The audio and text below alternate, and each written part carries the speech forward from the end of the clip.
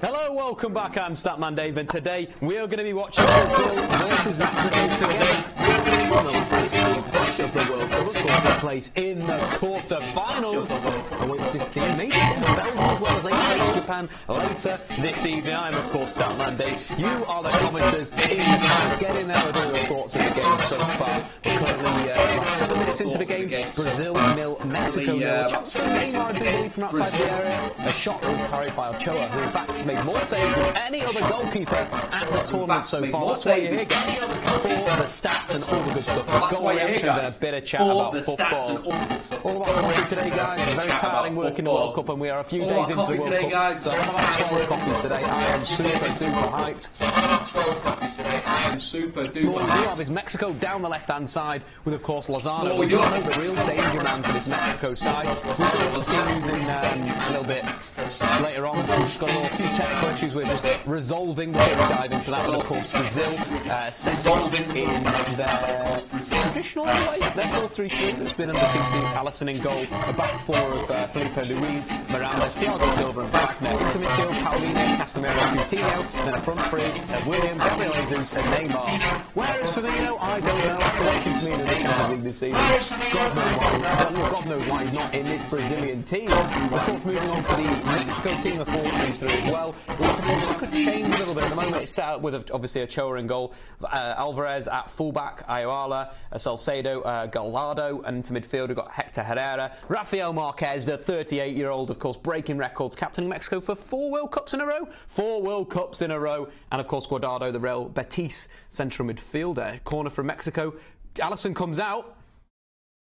Goes out for a goal kick. That was a bit dodgy goalkeeping by Alisson there. Made a bit of a bad decision, but it's been ruled out for offside. Into, of course, the Mexican attack, Carlos Vela of ex-Arsenal. We've got ex-Man United's striker, Chicharito and Lozano, who potentially will play for one of the big boys in European football.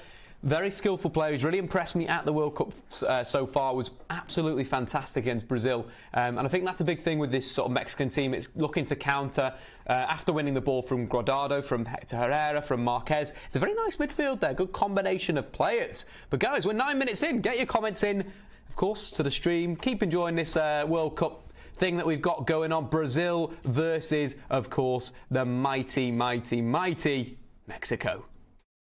But yeah, comments in, subscribe if you're new, and of course we're going to be giving away a shirt. A shirt will be given away if we hit 500 likes, so make sure to smash that like button. Keep banging that down, because that's what we want to hit. We want to hit all those likes, and let's keep liking the video and so forth. Just busted a like on there. Turn the volume up. We've got the volume okay? No, I think we're okay. Dave, time you on, mate? I'm just on right now. Matthew Jarvis. We're just sorting out the stream and so forth. Maybe we need to sort we've got a bit of a sound issue. No, it's all right. It's cool. Perfect stuff, guys. Just checking the comments there, guys. A little bit late to the stream today. We had a few tech issues which we resolved. So yeah, we're on the stream right now. But the game currently 50-50 sort of game for each side. Again, ITV player has been really good over the World Cup, guys. It's really just some top-class stuff. It's absolutely atrocious. But we have Willian down the right-hand side, coming in field. What can he do? Looks to pass, decent defending from Mexico. That's what you expect from this Mexican midfield, is be very good to win the ball back. Guardado has been renowned for his playmaking in La Liga this season, but is very tenacious winning the ball back. We all know Hector Herrera from his Porto Champions League days, although we have Javier Hernandez with his blonde haircut driving at Miranda. Coming inside, Miranda dives in and a good recovery tackle from Thiago Silva. Very interesting, this World Cup. It's been absolutely mad. Russia, of course, beating Spain yesterday.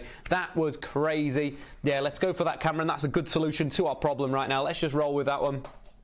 And we'll see what we can do with that. But currently, Mexico 0, Brazil 0 in the last 16 tie of the World Cup, guys. What have you been thinking about the World Cup? Have you been enjoying it? It's been good. What do I think of Jesus starting instead of Firmino? It's absolutely crazy. Absolutely mental. I just don't understand why you would, as a coach of a team like Brazil that would probably need someone that could play as a false nine to allow Neymar to move to a striking position.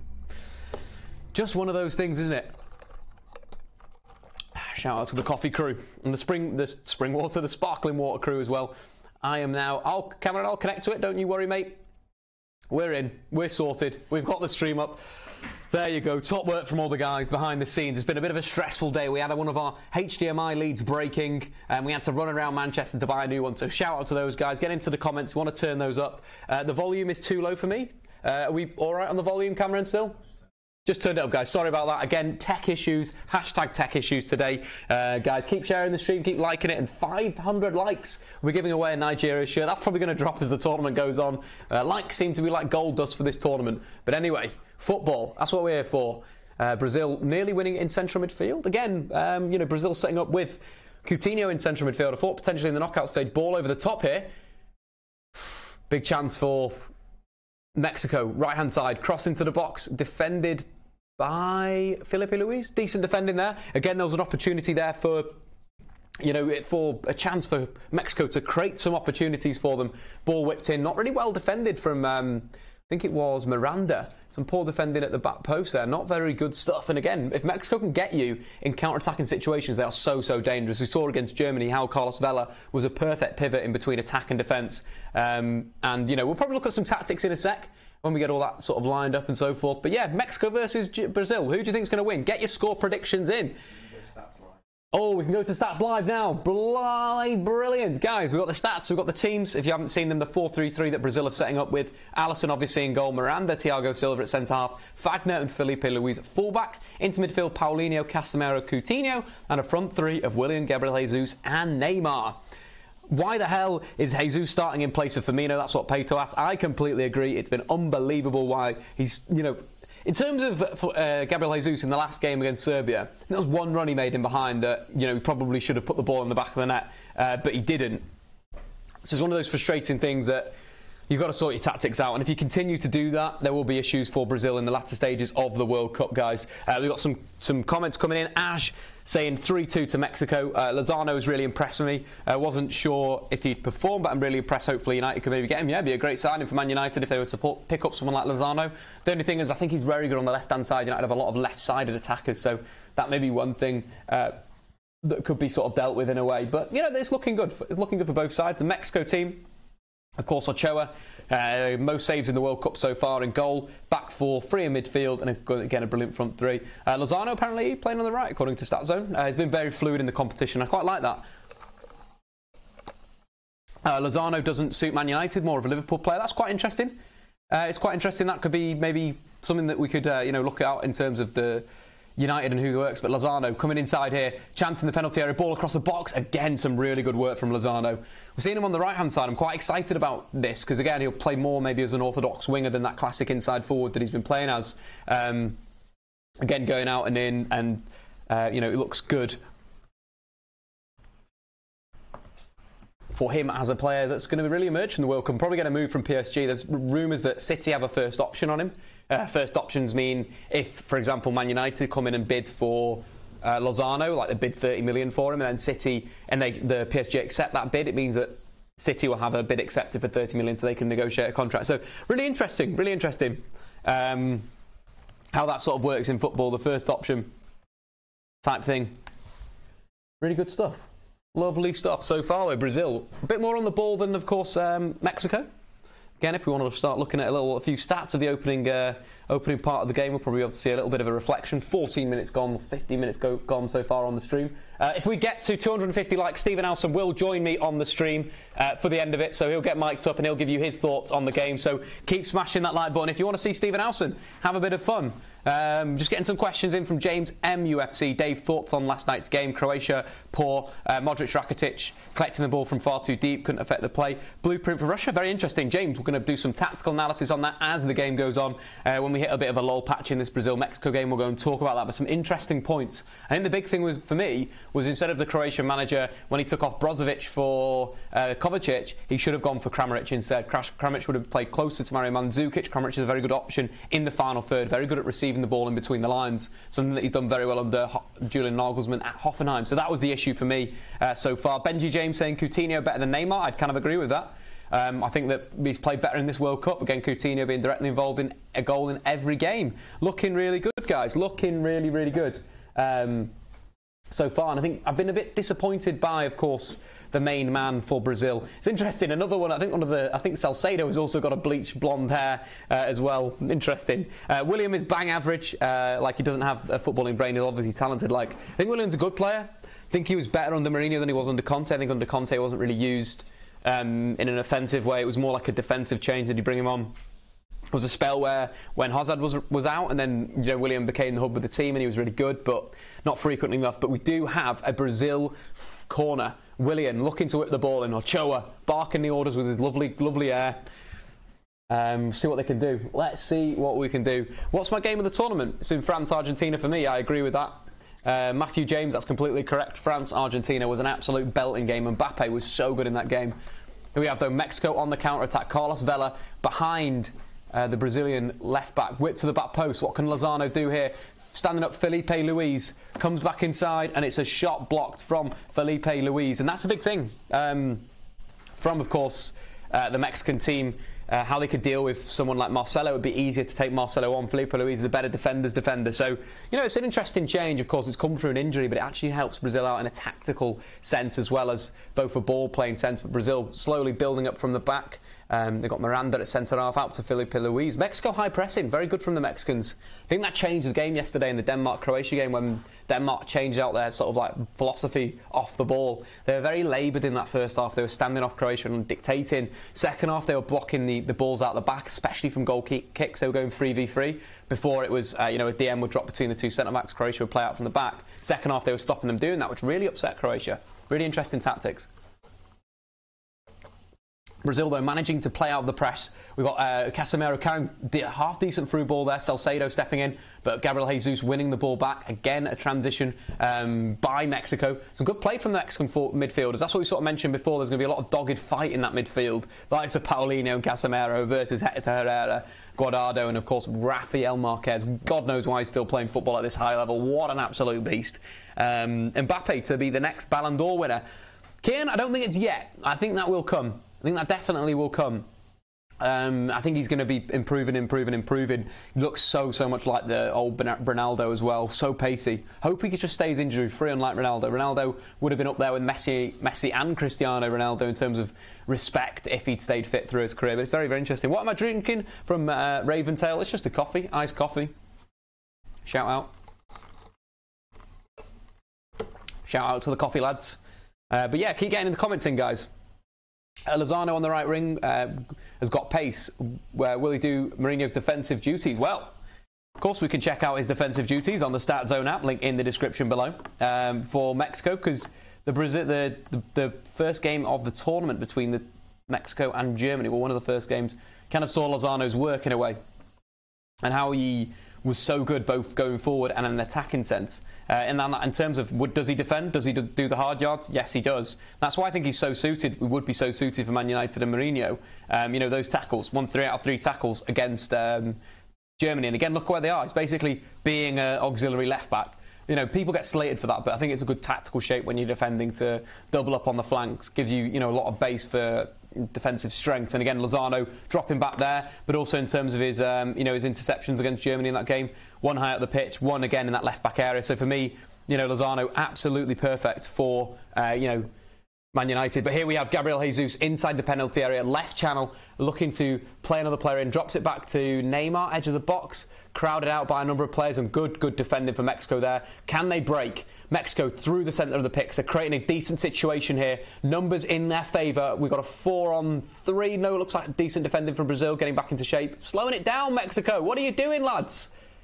Disappointing there. Mexico were really good against Germany when they broke quickly, and Lozano again going from defence to attack really quickly. Again, the dribbles, 3 inside the penalty area. One of those was when he absolutely did Joshua Kimmich, absolutely destroyed Joshua Kimmich. They chopped inside, fantastic finish. But yeah, that was one of the good parts of his game. And again, you think about what he's doing on the ball as well. Mourinho likes players that maybe play a bit safer. 21 out of his 23 passes completed, 3 chances created. He just absolutely bossed the game. And his goal, the counter-attack from Mexico, which I kind of expect more from today.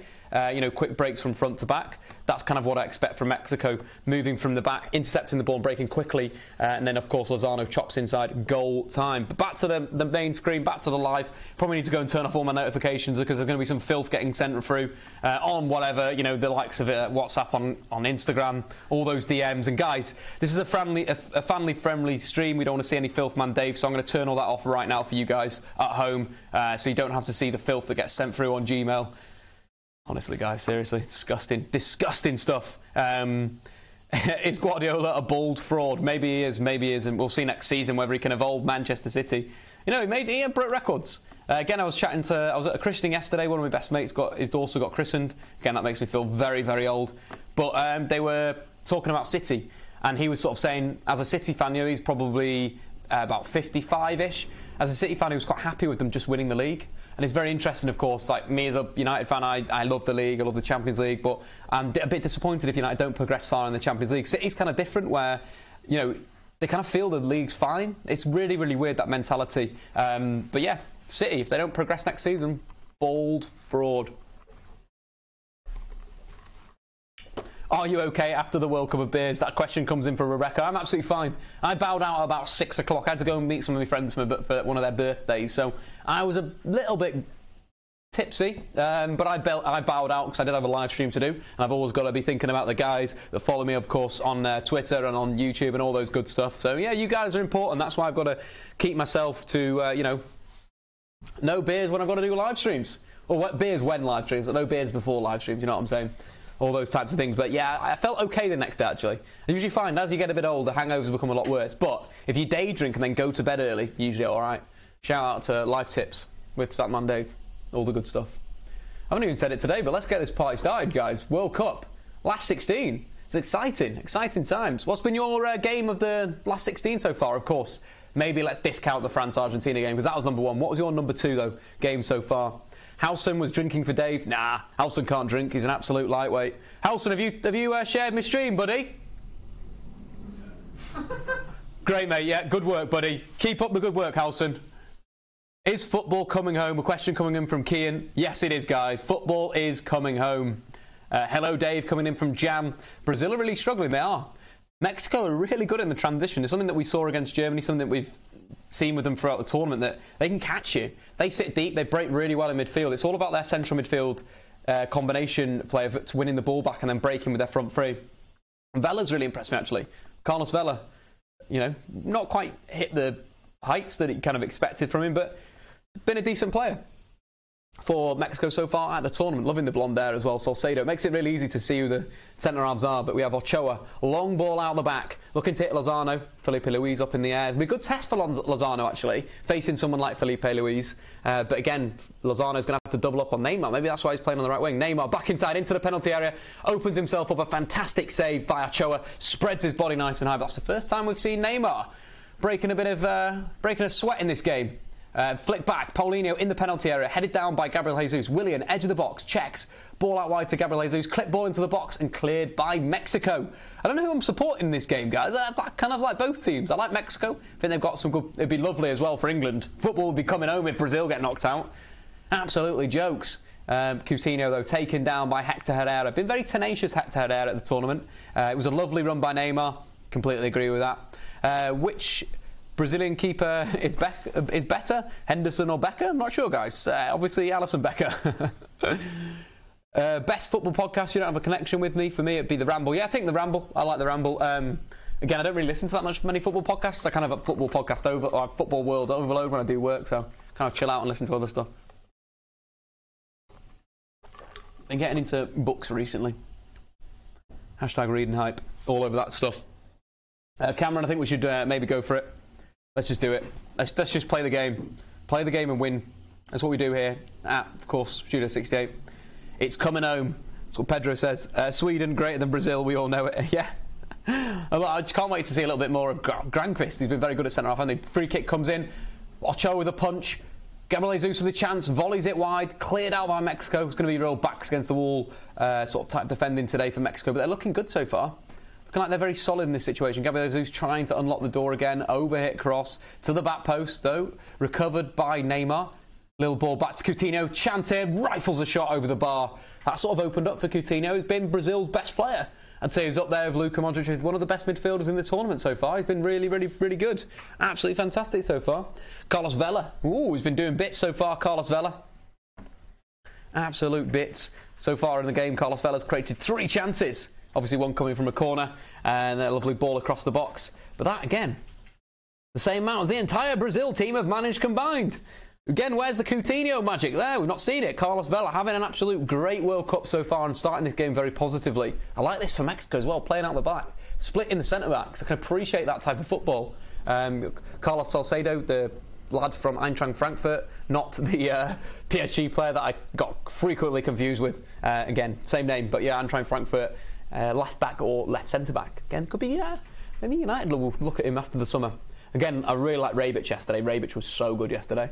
Tenacious, good on the ball, clean for on goal as well for the penno.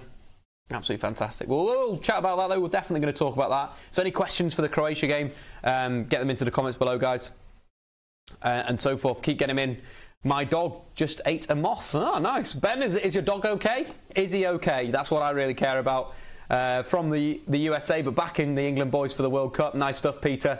Lovely positivity. Toivonen is basically Jesus or better. Toivonen's, again, crazy how Toivonen and Marcus Berg, veteran strikers, but still doing well. Here we have Carlos Vela in from the left-hand side. Some lovely sort of defensive play from Paulinho. Getting the counter-attack started, but again, decent pressure from Mexico midfield. Rafael Marquez blocking the pass. I think the biggest problem with these big teams in a World Cup is they lack an identity on the ball. France were really, really good against Argentina because they were counter-attacking. The problem France are going to have against Uruguay is Uruguay are going to be like, nah, don't want the ball, lads. You have it.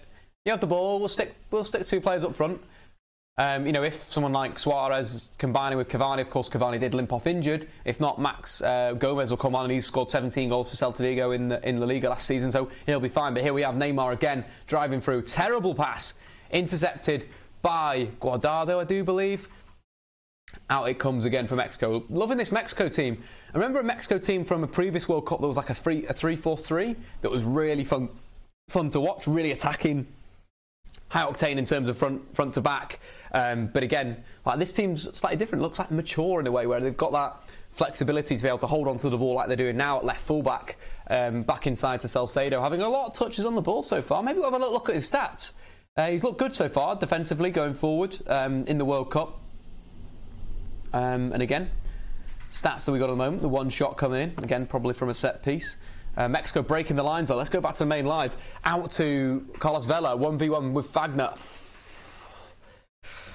He's bottled it. Bottle drop 3,000, that's what we expect. But again, 22 out of his 25 passes, again, moving the ball out. Nice sort of switches of play to the fullback. Like a bit of that, like a bit of football. You know, one of his tackles so far, 100% of tackles won. Again, the interception. And 2 clearances. Lovely, lovely stuff. Do you guys want to see him at Man United? Do you want to see him at your club as well, guys? We want to speak about more than just my club. Your club as well is very, very important. In terms of Ben's just talking about his dog that ate them off, if you missed that before. He's okay. He took a while eating it. Oh, God. Fair play, dogs into insects. But we have Neymar looking to get behind a lovely tackle. Brilliant challenge there by the Mexican fullback. Alvarez, lovely football there. Mexico again looking to break. Hector Herrera coming inside. Decent tackle from Castanero. Ruled to be a free kick. Oh, it's Guardado actually on the ball. Apologies, Guardado. Shout out, Guardado. But Neymar again looking to get on the outside. Wonderful slide and tackle from Alvarez. Lovely, lovely biscuits that. My dad told me about the summer of '94 my entire life. The first time since we've actually had a chance to do something. Sweden came third in '94. Nice. Gustav, love that. Love those types of chats. Thoughts on Golovin going to Chelsea? Would be a very good signing. But again, what are Chelsea doing? Cameron, what are Chelsea doing? They're even a manager. We've got a Chelsea fan who's producing this at the moment. Doesn't even have a manager at the moment. Is it Conte? Is it Sarri? Is it Dennis Wise? Who's the fella that... Jody Morrison? Is it Jody Morrison? Morris? Yeah, who is it? Chelsea fans, get into the comments. Are you annoyed about your club? Jody Is he? Is he gone? Can't even use him? Absolutely rubbish. Thoughts on Roma about to sign the Moroccan and Ajax centre mid? What's he claiming called? He's on the tip of my tongue. Ziak, that's it. Ziak. Yeah, it'll be a great signing. I really like Ziak. That comes in from Luis Mendoza. Talented individual. The season that Ajax got to the Europa League final, he got 3 assists in the semi-final in a single game of football. Unbelievably technically gifted player. Apparently fell out again with the coach or the board. That's why he didn't really do too well. In that next sort of season. But yeah, really good player. Golovin is a talent. I absolutely love Golovin. And again, you saw yesterday for Spain how he can put in the hard yards. And I think that's why I'm such a fan of him. But here we have Willian, right-hand side of the box. Who looks to get the cross into the box. Decent defending from Mexico. Salcedo will try and win the foot race. Vela drops back, decent defending. And Salcedo does take the ball out. But yeah, Golovin, yesterday. It's all about work from him. I think he's... really like when he gets into those advanced areas, when he looks to cross. Again, I've mentioned this frequently on this show. He reminds me a lot of Koke. He's one of those players that does sort of come in and creates from wide areas looking to get crosses. Again, yesterday, not as many crosses as you expect to put in. He only put 2 crosses in. But the big thing about this lad is he bloody works hard. 6 out of 8 tackles he won yesterday against Spain. Absolutely fantastic. And, of course, 2 interceptions. I think that's the big thing with Golovin. Look at that. One on one side, one on the other. His tackles absolutely everywhere, just showing his work. Some on the right wing, some on the left wing. Fantastic football here with Coutinho. Left-hand side, looking to come into the right foot. Drops the ball back to Neymar. Chance to shoot. Takes a touch inside the box. Shot comes in. Straight Ochoa saved. Cleared out. And Mexico clear. Decent goalkeeping again. But a poor effort that. I was pretty much straight at, of course, Ochoa, who is just making more saves. Is that 3 already, Marty, we've had? Incredible stuff. But again, Golovin, top talent, fantastic signing forever, does the hard yards. I'd love United to buy him, really would. I think he's a very good player in terms of what he does.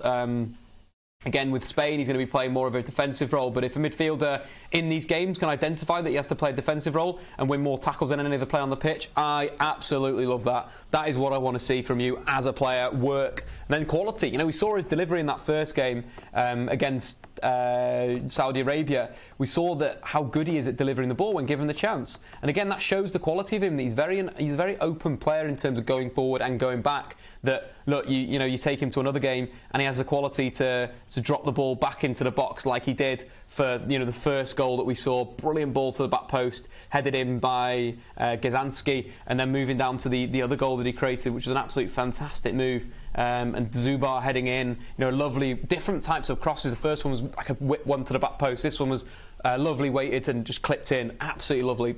Golovin, going to be an absolute star for whoever he goes to. If it is Man United, I'd be happy. Chelsea fans out there, that'll be a great signing for you. Here we have Coutinho as well, trying to open it up. Shot on goal, deflected for a Brazil corner. Lovely little fake shot there from Neymar, getting a replay of that chance. Straight at him, though. Not the greatest of finishes. Oh, sorry, it was Gabriel Jesus that was running in then. Apologies, that's some good feet from Gabriel Jesus. Do you think Golovin would fit well at Chelsea under Sarri if he joined? Yeah, I think so. I think he'd fit well under Conte as well. I think that's why Golovin's such a wonderful player, is because he could fit under a possession-based team. He could fit under a counter-attacking team. Absolutely lovely stuff. Do you like Benteke? One of my favourite players at the moment. Yeah, Luis Mendoza. I'd really like Benteke. Benteke's a weird one because I've seen him play in the semi-final. Was it semi-final? No.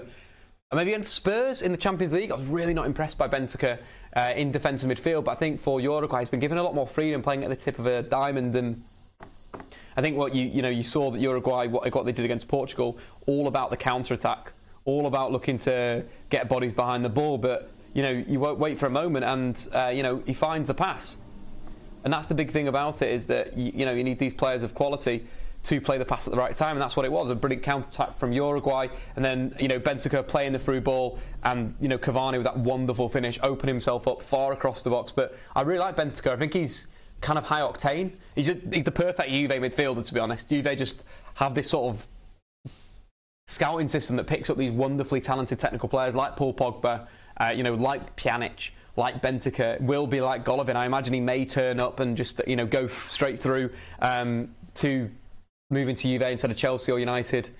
Ball out by Salcedo, decent first touch, and bit of a foul there. He's going to get booked. No more fouls. Fagner with a little foul into the back there.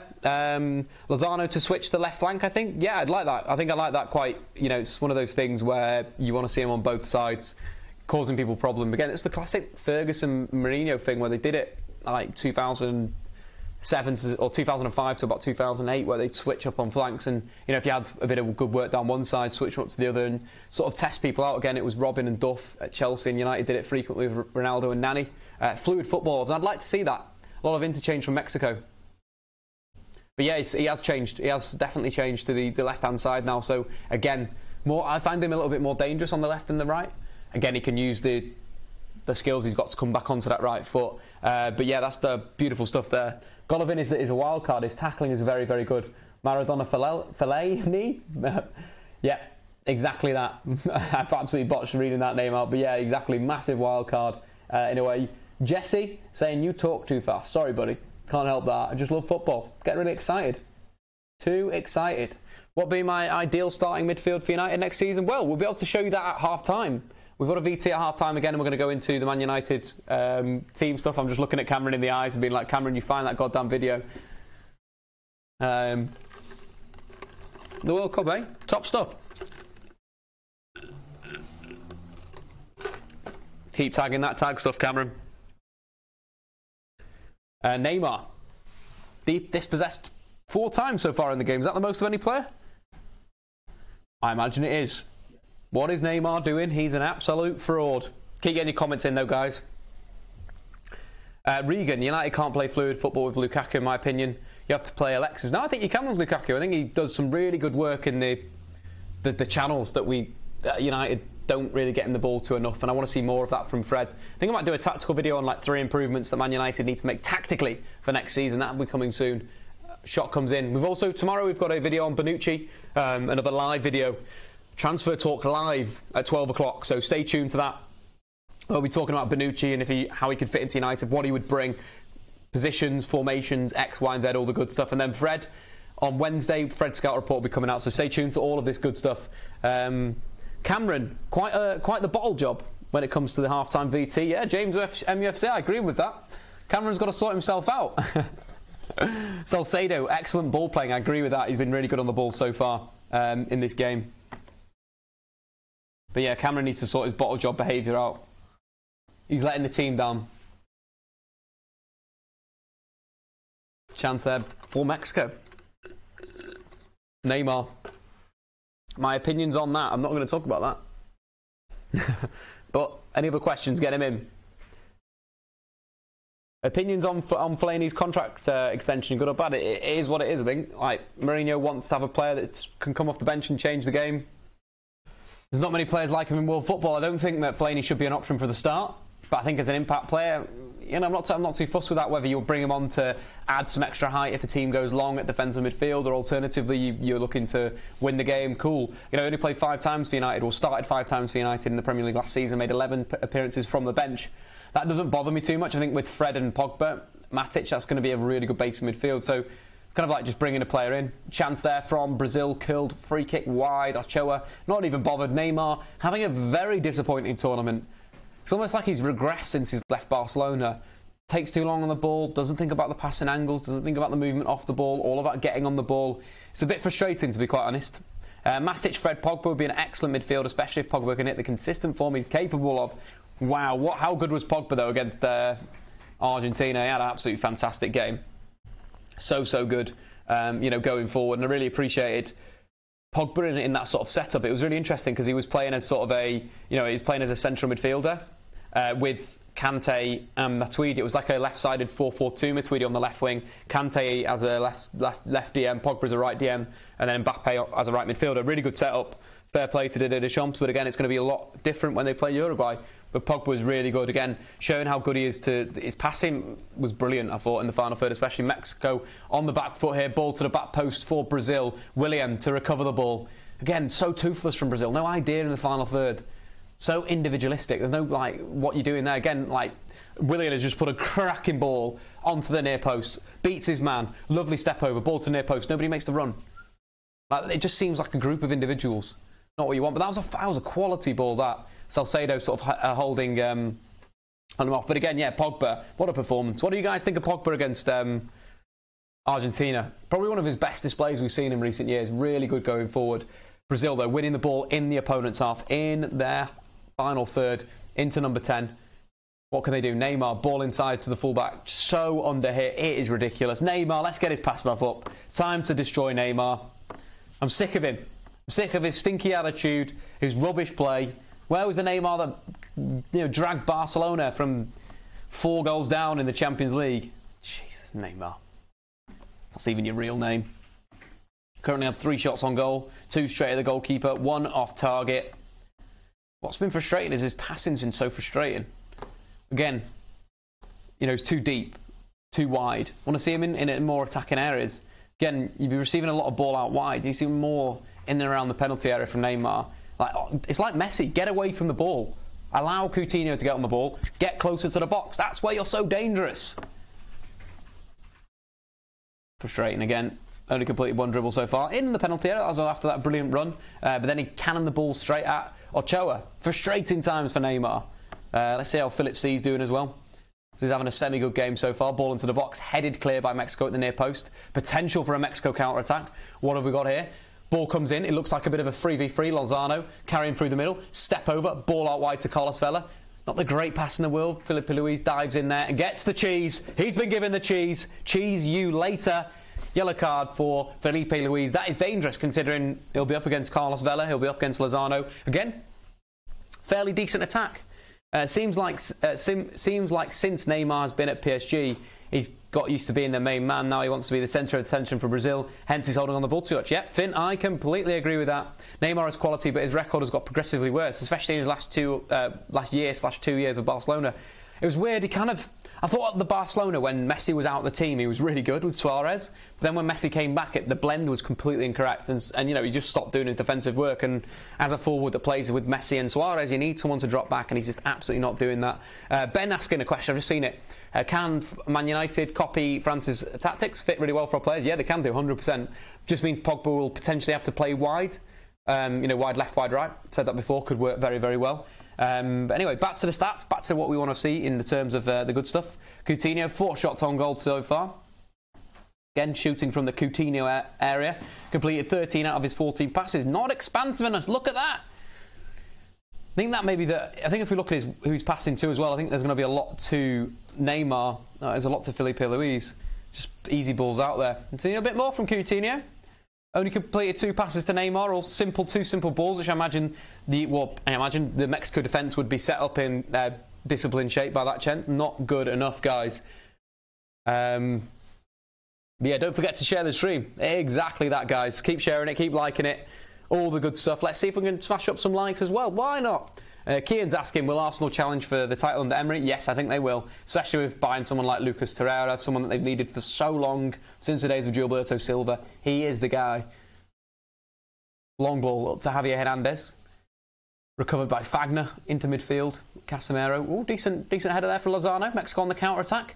Ball out wide. Lozano inside. What can he do? Inside again. Looks for the shot. Slightly loses control of the ball. Fights for it, though. Wins it back. Some 50-50s coming in. Rafael Marquez, little chip ball outside. Can we get the aircon on, Steve? Is it on already? It's getting pretty toasty in the studio today, guys. Feeling the goddamn heat. Why did Dybala only play 30 minutes this World Cup? Was it 30? Was it 22? Did he play any 26 minutes? There's a stat going around basically where Dybala has scored more goals for Juventus this season in all comps than at minutes he played. I think it was something like 26 versus 22. Steve, seriously. He just booted the streaming computer. If you obviously, guys, you can't see that. Absolutely Muppet. Biggest Muppet I've ever heard of. Crazy side. What do you think of a 2-year loan deal from Pereira since Lee Grant is coming in? Yeah, it'd be a good move, I think, for Pereira. I think it'd be good for him to get football again. Young goalkeepers need to be in front of the sticks. It's just one of those things. But we have half-time. It's a nillers. It's not been the greatest game, guys, but we are still here, guys. We're going to do some top analysis and so forth. Cameron, are we ready for the half-time VT? Okay, which one is it? Fred? No, Savic. Milinkovic-Savic. Yeah, have you got the time and all that as well? Yeah, we're going to be talking about Milinkovic-Savic in the half-time VT today, guys, so make sure you stick around for our analysis at half-time. DJ, roll that clip. So let's move on to his strength. His first strength is pretty obvious, and that is his physicality. Milinkovic-Savic is a great weapon to play at the back, and Lazio frequently go long to either his head or to his feet. In terms of going to his head, that's the thing we want to talk about first, this deep-lying target man type role. As I mentioned before, a deep-lying target man does get involved in the build-up deep in midfield, keeps it simple before making that move. Sergi usually pulls into the inside left channel, usually forces himself up into the opposition centre-halves and looks to win those aerial duels. We take the game in the Europa League against Nice. Nice took an early lead through Mario Balotelli. Lazio then had kickoff, and what happened next was absolutely fantastic. Almost a set piece out of the training ground. Nani played the ball back to Radu. Radu, as the centre-half, blasted the ball up to Sergi, who was sort of on that left-hand side of the pitch. He raised, he flicked the ball on, and Salcedo put the ball into the back of the net. But what's so quite interesting about that physicality is that he's so dominant in these arenas. If Lazio do chuck the ball up to him, 9 out of 10 he's going to flick it on. And from set pieces, from the almost kickoff is a set piece for Lazio, because Sergi goes long, they play the ball up to him, and they run off him. A great physical asset. But the big thing as well, it allows the Lazio to build in that final third. It allows them to go long to Milinkovic-Savic, and then the likes of Luis Alberto or even Immobile can get involved in the play. But Lazio are already there, already in the final third. The next thing about his physicality, his strength, his ability to shield the ball is ridiculous. Not only is he 6'3", is he powerful, is he so strong with his frame, he has the skills with his feet. If you allow Sergi to bring the ball down and get it into his feet, you are not going to get the ball off him. There's an unbelievable bit of skill against Nice where he brought the ball down, he shielded it, then dragged back, turned, beat 2 players, then got Lazio into a counter-attacking situation. And it's so dangerous to allow him to do that. He has that ability to make that quick step inside or outside. It's almost like Paul Pogba. He's a street footballer. Very tall, very physical, but very good with his feet. Of course, we mentioned before, the 1.7 dribbles that he's completed per game in Serie A this season is very good for a central midfielder. Moving on to his second massive strength, of course, is in game intelligence. What I love about Milinkovic-Savic is he's almost a modern-day central midfielder. You know, what I've said before, what I want from my central midfielders these days is I want them to get in between the lines, I want them to split, open up that passing lane to the centre-forward and then get involved there. And that's exactly what Milinkovic-Savic did against Juventus. Of course, when you're looking at players in Serie A, you want to see them playing against, your standard opponents, your Chievos, your Bolognas, but you want to see what they can do against Juve. And Milinkovic-Savic in the game in October was man of the match. Not only was he physical, not only was he box to box, what he worked so hard, he shuttled, but he really contributed in the final third. Both of the goals he was involved with. And it was that movement, that intelligence to get in between the lines at the right moment that makes Milinkovic-Savic not only a great target to play to his feet, but as well he can get his head up and play the through balls. The first goal that Lazio scored was a fantastic move from back to front. Lazio built up quite slowly, Milinkovic-Savic getting involved in the deep move, but then Lucas had it at defensive midfield.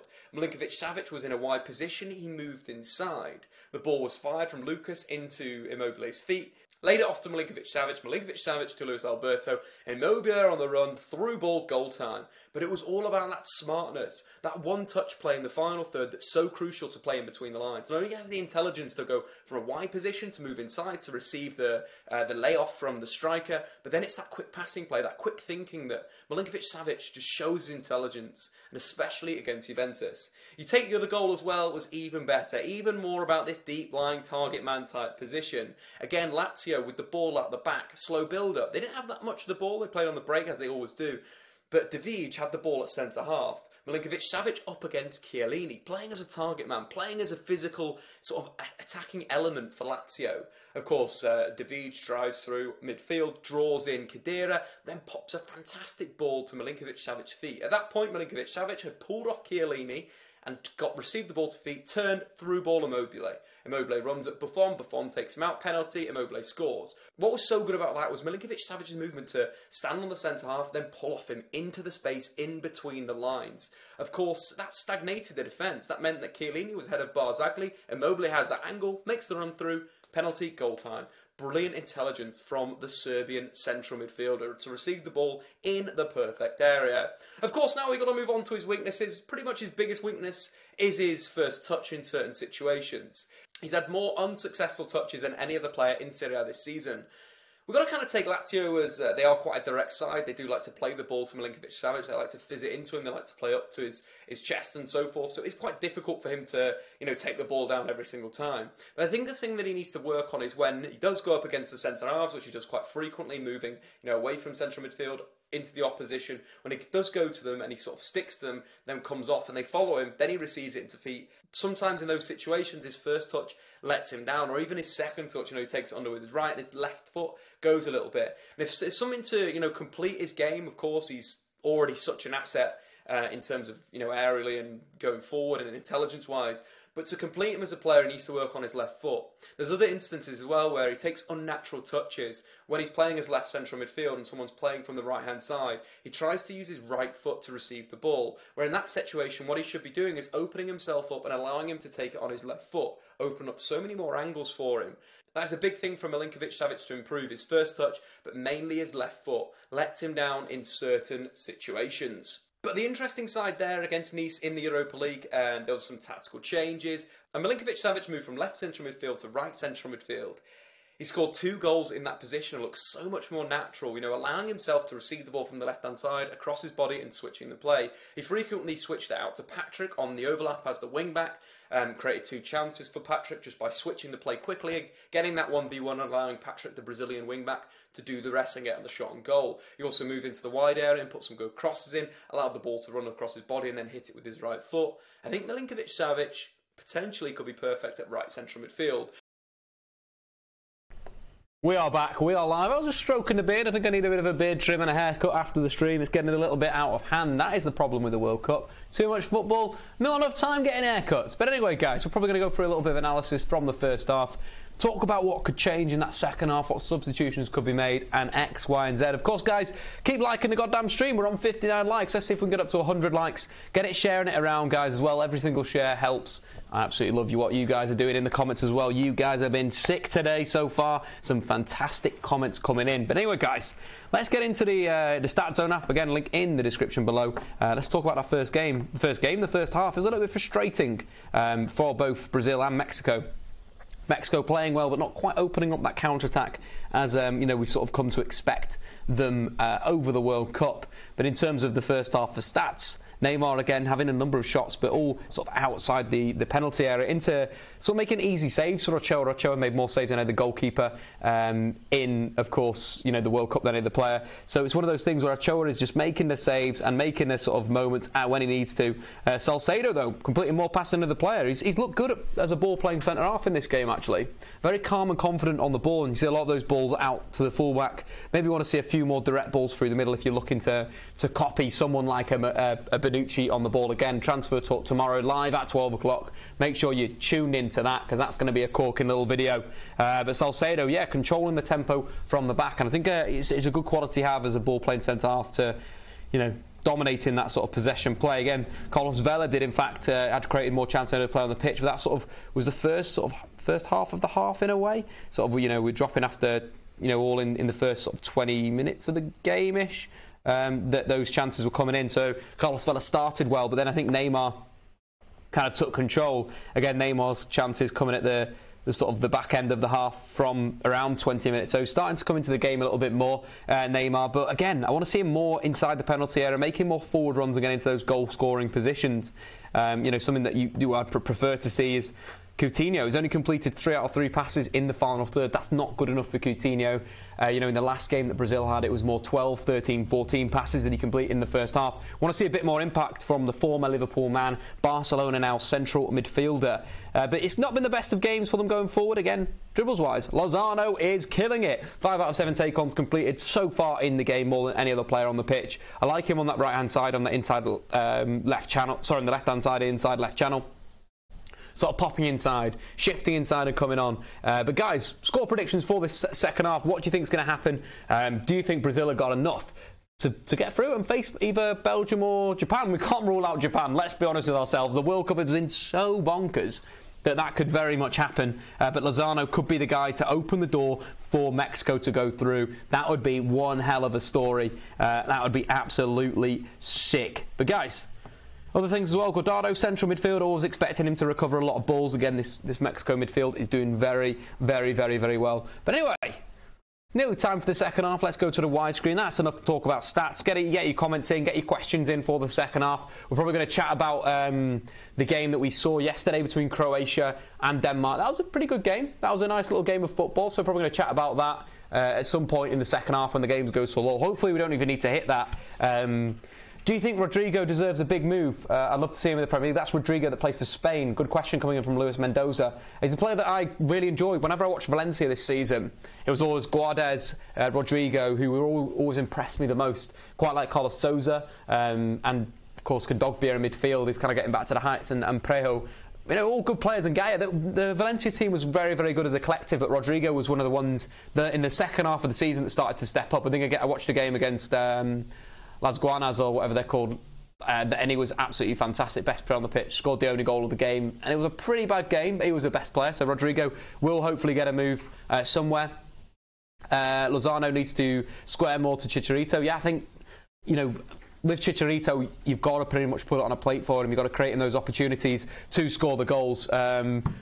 Obviously, it's one of those things where he is a penalty box striker. Lozano maybe needs to get his head up a little bit more. Hi, just joined. Who's on top so far? Brad, I'm going to be honest, I think I'd give it to Mexico. I think they've looked good on the ball. Brazil have had moments where Neymar's gone on those runs. We had a Neymar run, we had a Gabriel Jesus run in the first half where he beat a few players, but the shots were pretty much straight at Ochoa. Ochoa's not really been tested yet. So that's the big thing. An unrelated question. What are your thoughts on Halilovic? I love Halilovic. I think he's going to become a really good player. I think it's just taken a little bit longer for him to tick over. I could kind of see with Halilovic, if I were like coaching him, I'd probably be like, look at Luka Modric. Look what Luka Modric's done. They're very similar sized players, very similar skills. Both Croatian, of course, both coming from Dinamo Zagreb. You know, the difference between Halilovic is he's quite good on the dribble, left and right, where Modric is. The dribbling styles are very different. Halilovic have also got quite a good shot on him, but if I were to be like, look guys, you know, look who you want to progress yourself and model yourself your game on, it's got to be Modric. Modric yesterday was awesome. What a performance that was, guys. Half Kane reckon a France versus England final is coming. Could definitely see that. I think France may struggle against Uruguay though. I think they'll struggle, but they've got enough on the bench in terms of impact to change the game. The big miss will be Matuidi. I didn't think I'd be saying that at the start of the tournament, but he was fantastic against Argentina. So many good passes. You think the 2 goals on the counter-attack. Matuidi played the second assist pass there. So fantastic stuff there. Why is Douglas Costa not playing? I think he's just unfavoured. I think Tite's very much in terms of his cliques. Why is Roberto Firmino not played? Mental side of it. Sometimes you need to obviously get above your head, push forward as a manager and be like, look, who's the best for this side? Who suits this side the most? And that is the big thing with someone like a Firmino to play, with someone, of course, as you mentioned, Douglas Costa. Crazy, crazy stuff. Jake asking a question. Hi, Dave. Do you like fruit? Yeah, I love fruit. Favourite fruit is a banana. Top fruit. Versatile. You can put it in your bag. You can eat it when it's cold, warm. It's just very versatile. Top stuff. If a banana was a player, he'd have that flexibility to play up front, left back, right back, up in goal, absolutely everywhere. That's why bananas are number one. Dom is asking, how far can England go? They can go to the final. They really can. In terms of how impressed I've been with England on the ball, that's the biggest thing.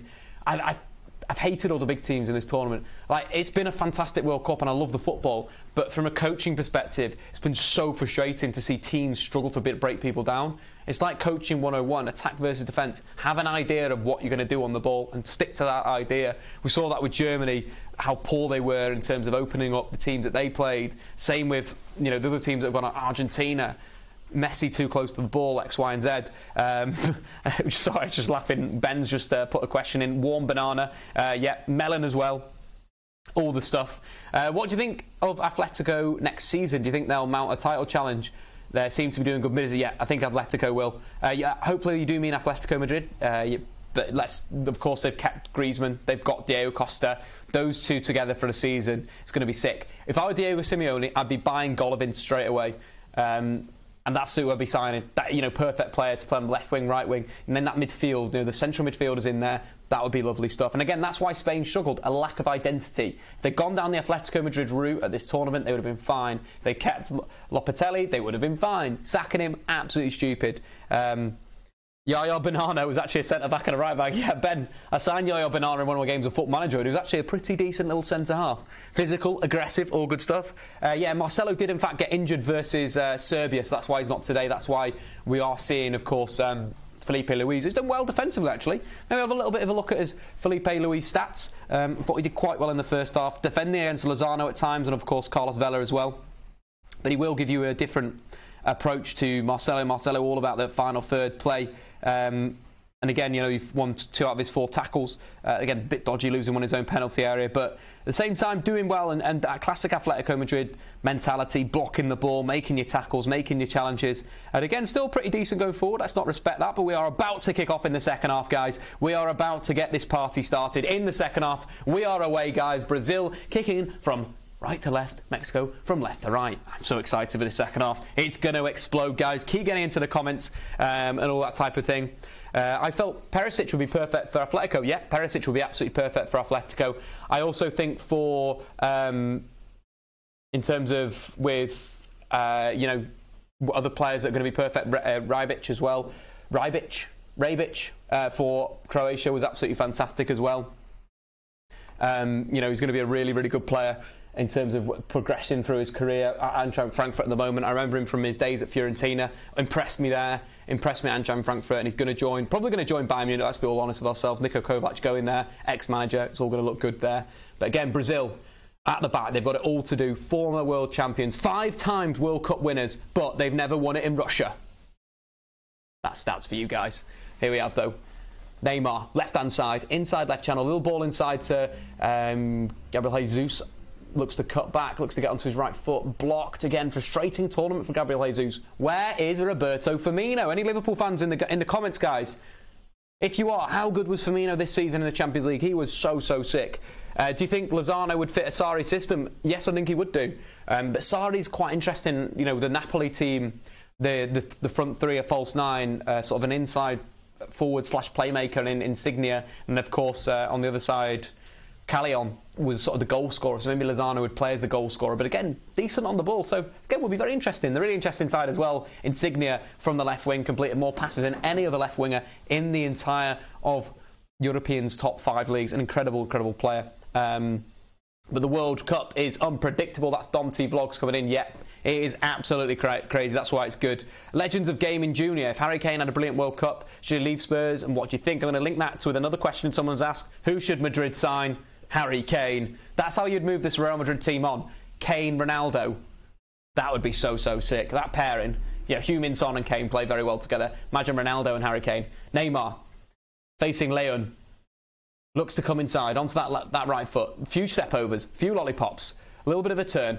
Looks for the cross. Leon with some decent defending. Leon being brought on at half time, in fact. I do believe Guardado was taken off. Oh no, Rafael Marquez. So there's been a bit of a reshuffle at half time for Mexico. Good short corner. Coutinho inside the box. Rifles in. Great save from Ochoa. Some good move from Coutinho. Again, I questioned Coutinho's performance at half time. Wanted to see some more passes in that final third, but also shots as well. And that was some very good play from Brazil. A quick short corner inside the penalty area. Rifles a shot in a goal, and Ochoa with a strong hand. Decent football that was from Brazil. Quick football as well. The tempo's getting up nice and high, guys. Should Chelsea buy a new striker? If Sarri comes in, they need to sign a false 9, maybe Dries Mertens.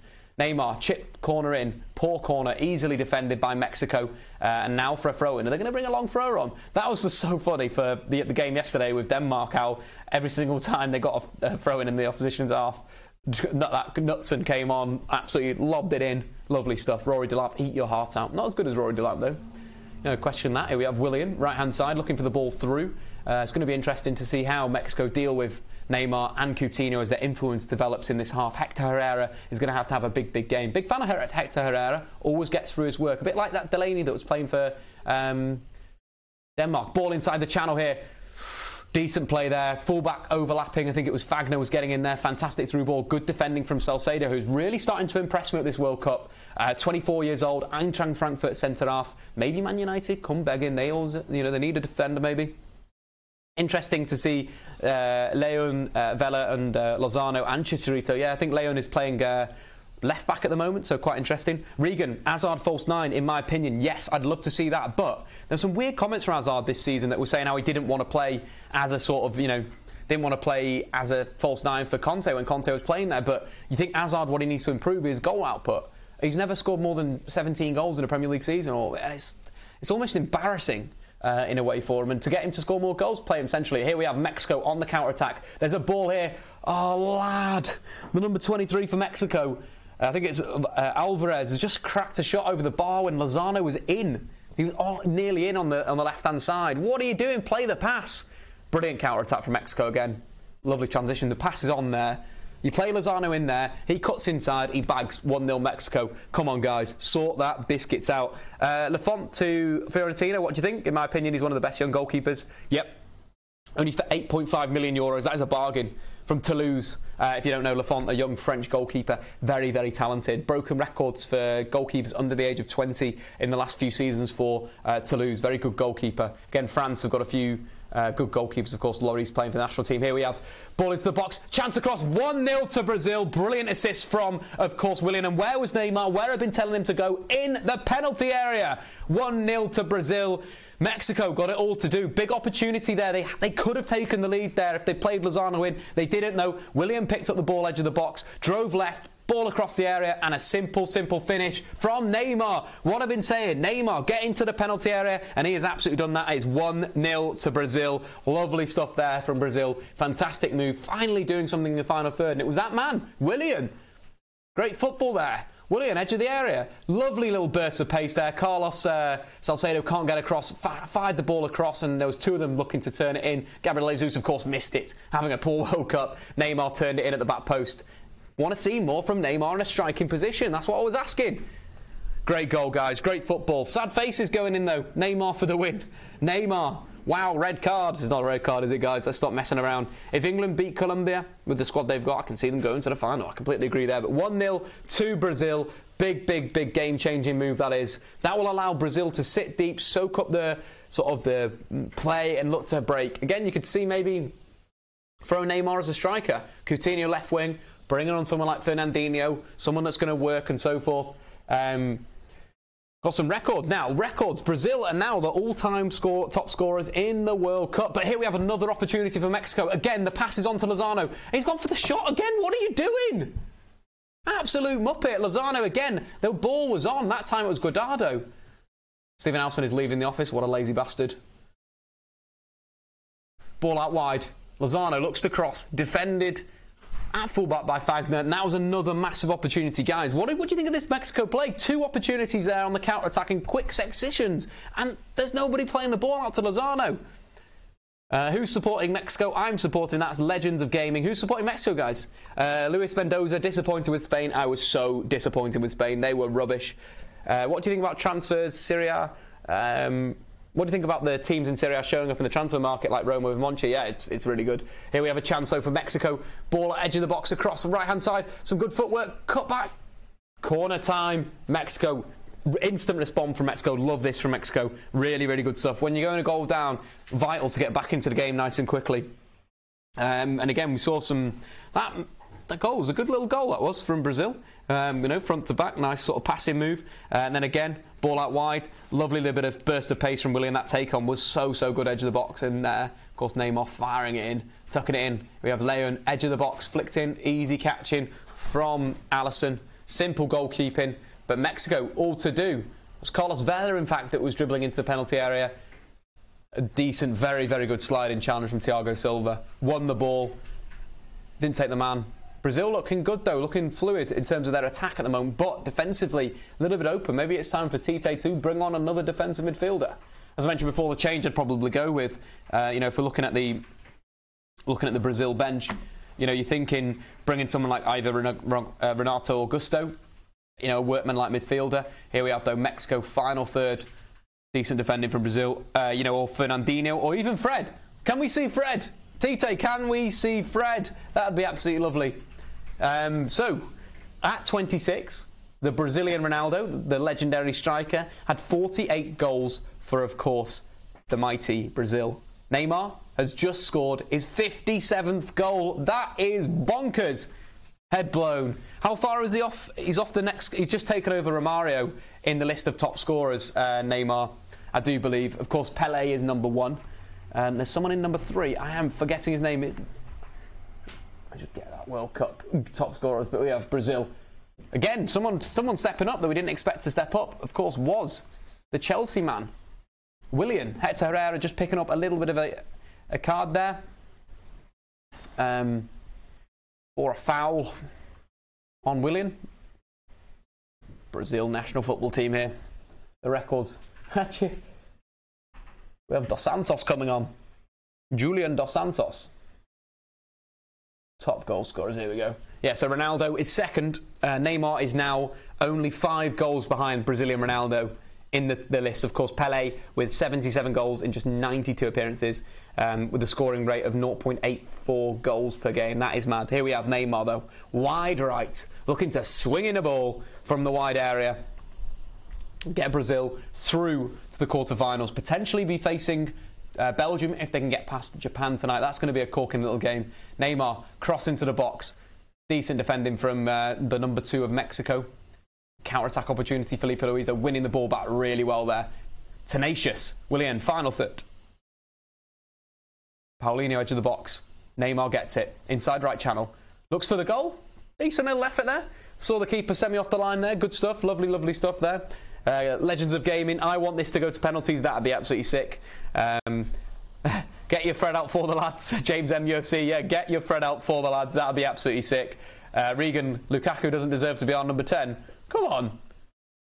I agree. Lukaku, number 10. Lukaku gets any number, any other sort of number he wants in a way. Lukaku is absolutely sick, guys. But if you haven't seen the team lineups today, of course, for Brazil, it's like 4-4-2 shape. It is more of a 4-3-3, and Mexico 4-3-3. Again, Lozano, Vela switching positions, but Brazil looking good on the counter-attack now. Mexico committing a few more bodies forward. There was a ball that was just slightly overhit there. You guys, if you missed the goal as well, we can replay that on the Stat Zone app for you, so you don't miss anything. We'll get to the goal tab. So again, Brazil building up from their goalkeeper, moving the ball from right to left. Ball received by Willian. Lovely little bit of skill on the edge of the box. Brilliant burst of pace. Ball across, simple tapping from Neymar. Again, the big thing that we've been talking about is getting Neymar into goal-scoring positions. Brazil's shape, to be fair, does look a little bit more 4-4-2 shape. Quite interesting. It's kind of changed at half-time, maybe, that they look slightly more 4-4-2 than 4-3-3. Again, credit to Tite for changing that, because that was a slight issue that Neymar wasn't getting into these goal-scoring positions. So, big thing. Comments coming in from Dave, Steve.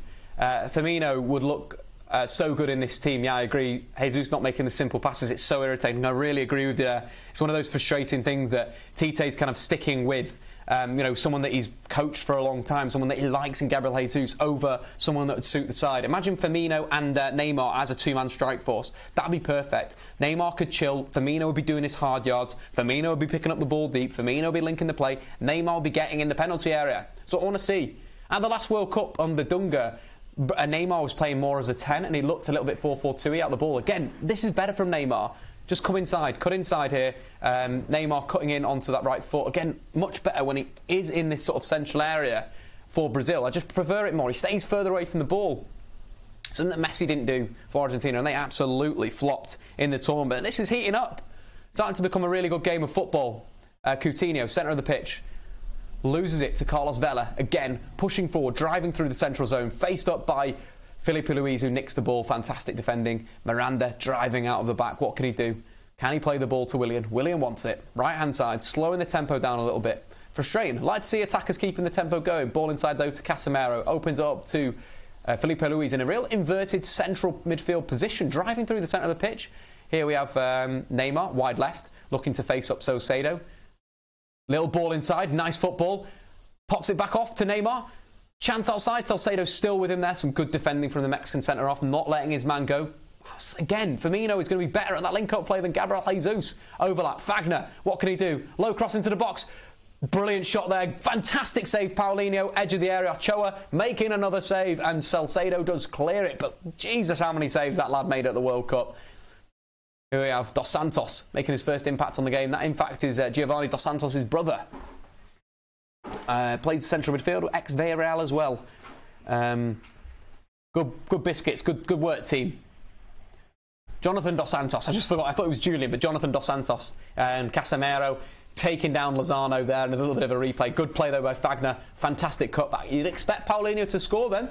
Given his goal-scoring form for Brazil, you'd expect him to bag that goal, but a decent double-handed save by Ochoa. Again, Ochoa just loves the World Cup, doesn't he? So many saves. Pretty sure he's made more saves than any other keeper in the last 2 World Cups combined as well. Hashtag stats. Get on it. Absolutely get on that. Ronaldo or Messi? I love them both. They're both amazing. I'd say Ronaldo's had more of a contribution for his side over the last few seasons. Raul Jimenez has just entered the pitch for Mexico. The Mexican manager's not waiting around to make changes like that. Bold.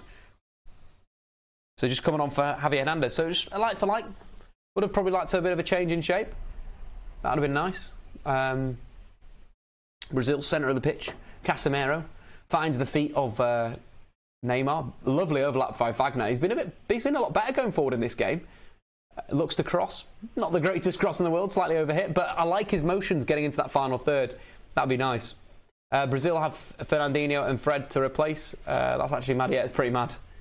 Casemiro will miss the next match. That was for that yellow card obviously taken. Brilliant tactical fouls again. Fantastic stuff. I'd probably go against Belgium. It's going to be interesting actually because Casemiro is a big miss. Casemiro is so good at defending the flanks. Like we mentioned in the comments, Lewis Hurley saying Casemiro will miss the next match. A big blow, especially when you've got to deal there. But we have Lozano on the counter-attack, left-hand side. Looks to crack the shot. Vela does recycle the ball. He curls the shot in and Alisson tips over the bar. Brazil need to be careful here. They're getting caught on the break. Ooh. Stats coming in, off the press. Live stats off the press, getting in my ear. Go to Willian's tackle map, because there's some impressive stuff here for Willian.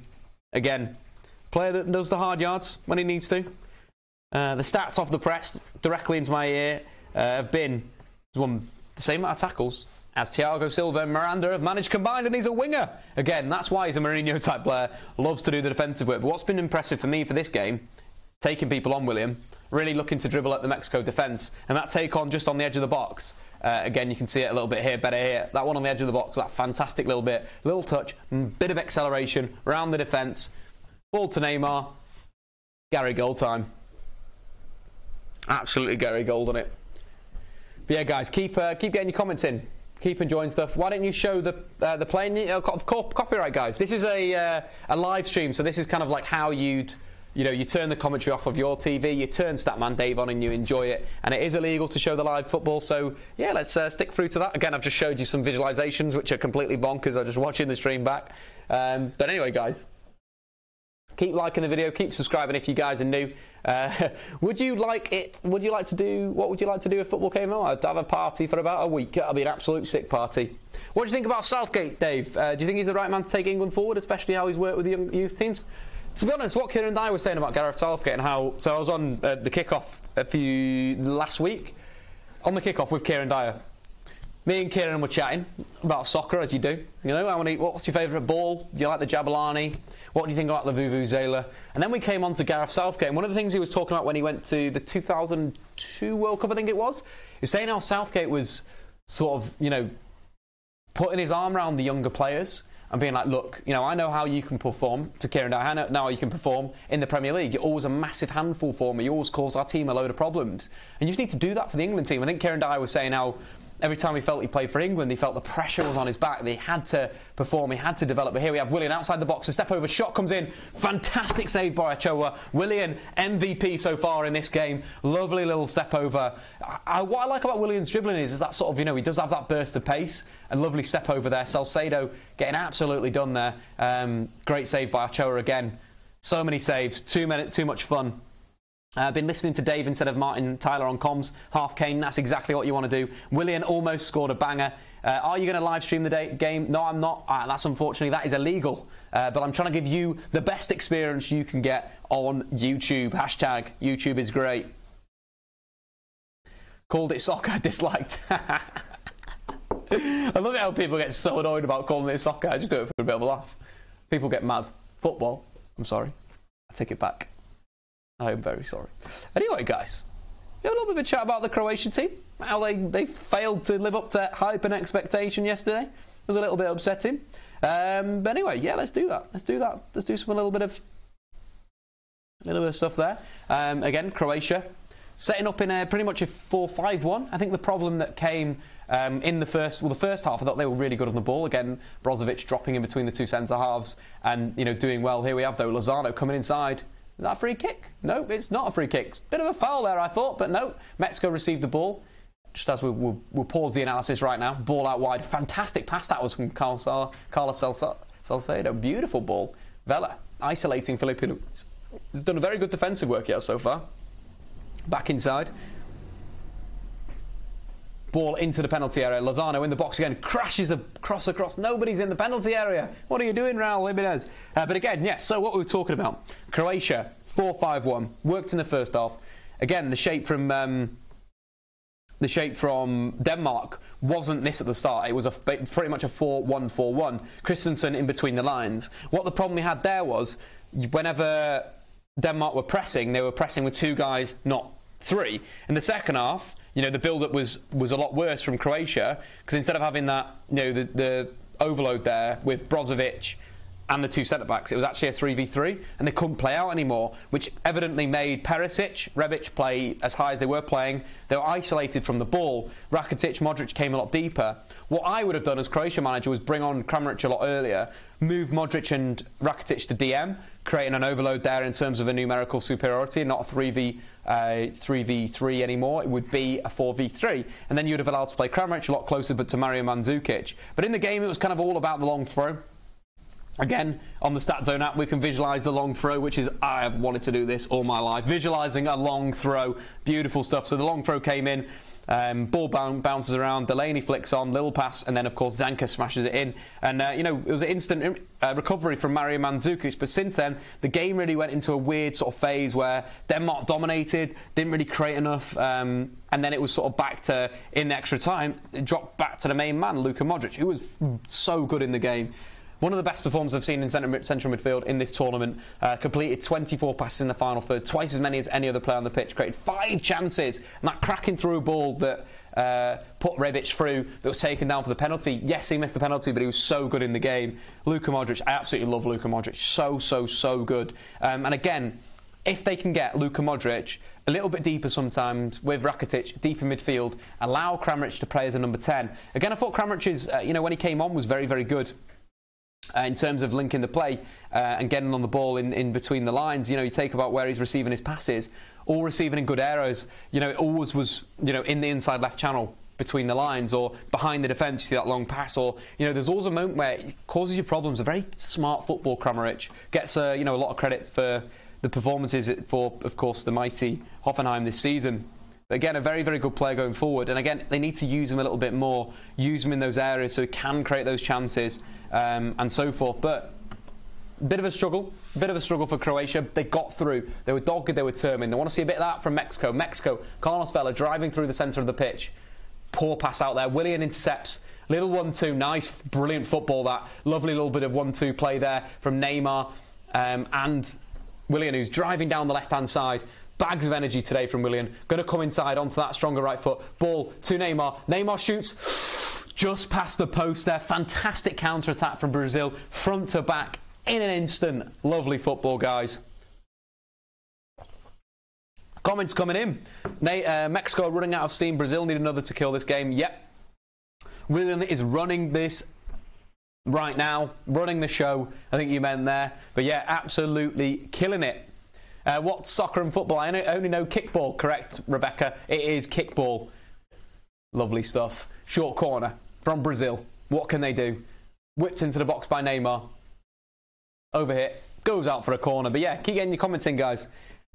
Questions, all sorts. Would you like to see Kovacic and Asensio to start for Madrid next season? I would like to see Kovacic and Asensio. What do you think? Yeah, it'd be cool. I'd love to see more of Asensio. Again, but it'd be Bale or Asensio. That's kind of the issue there. And that, again, is one of those things where I'd love to see the development of Asensio, such a wonderfully technically gifted player. Such a good impact player at the moment for Real, but again, stepping up from that impact to a first-teamer. I'd like to see that, but it means what does Bale do? It's going to be so interesting with Lopetegui to see how he puts his team together. Again, Asensio played as a false 9 for Lopetegui before the World Cup. Could be really interesting tactical development. Lewis Hurley, William is such a brilliant counter-attacking player. Completely agree with you there. James MUFC, some breaking news apparently. Fee agreed. Sam Johnston, Man United to West Brom for 6.5 million, raising to 10 million. Fair play. Cheers for that, James MUFC. Good stuff. Edge of the box, breaks to a Mexican player. The Brazilian wall stands strong. My stream is just frozen, and the ball has gone out for a throw-in. Willian is down. I like this. It's like the Iron Curtain, this Brazilian defence. Very, very structured. Let's go, Neymar. Let's go.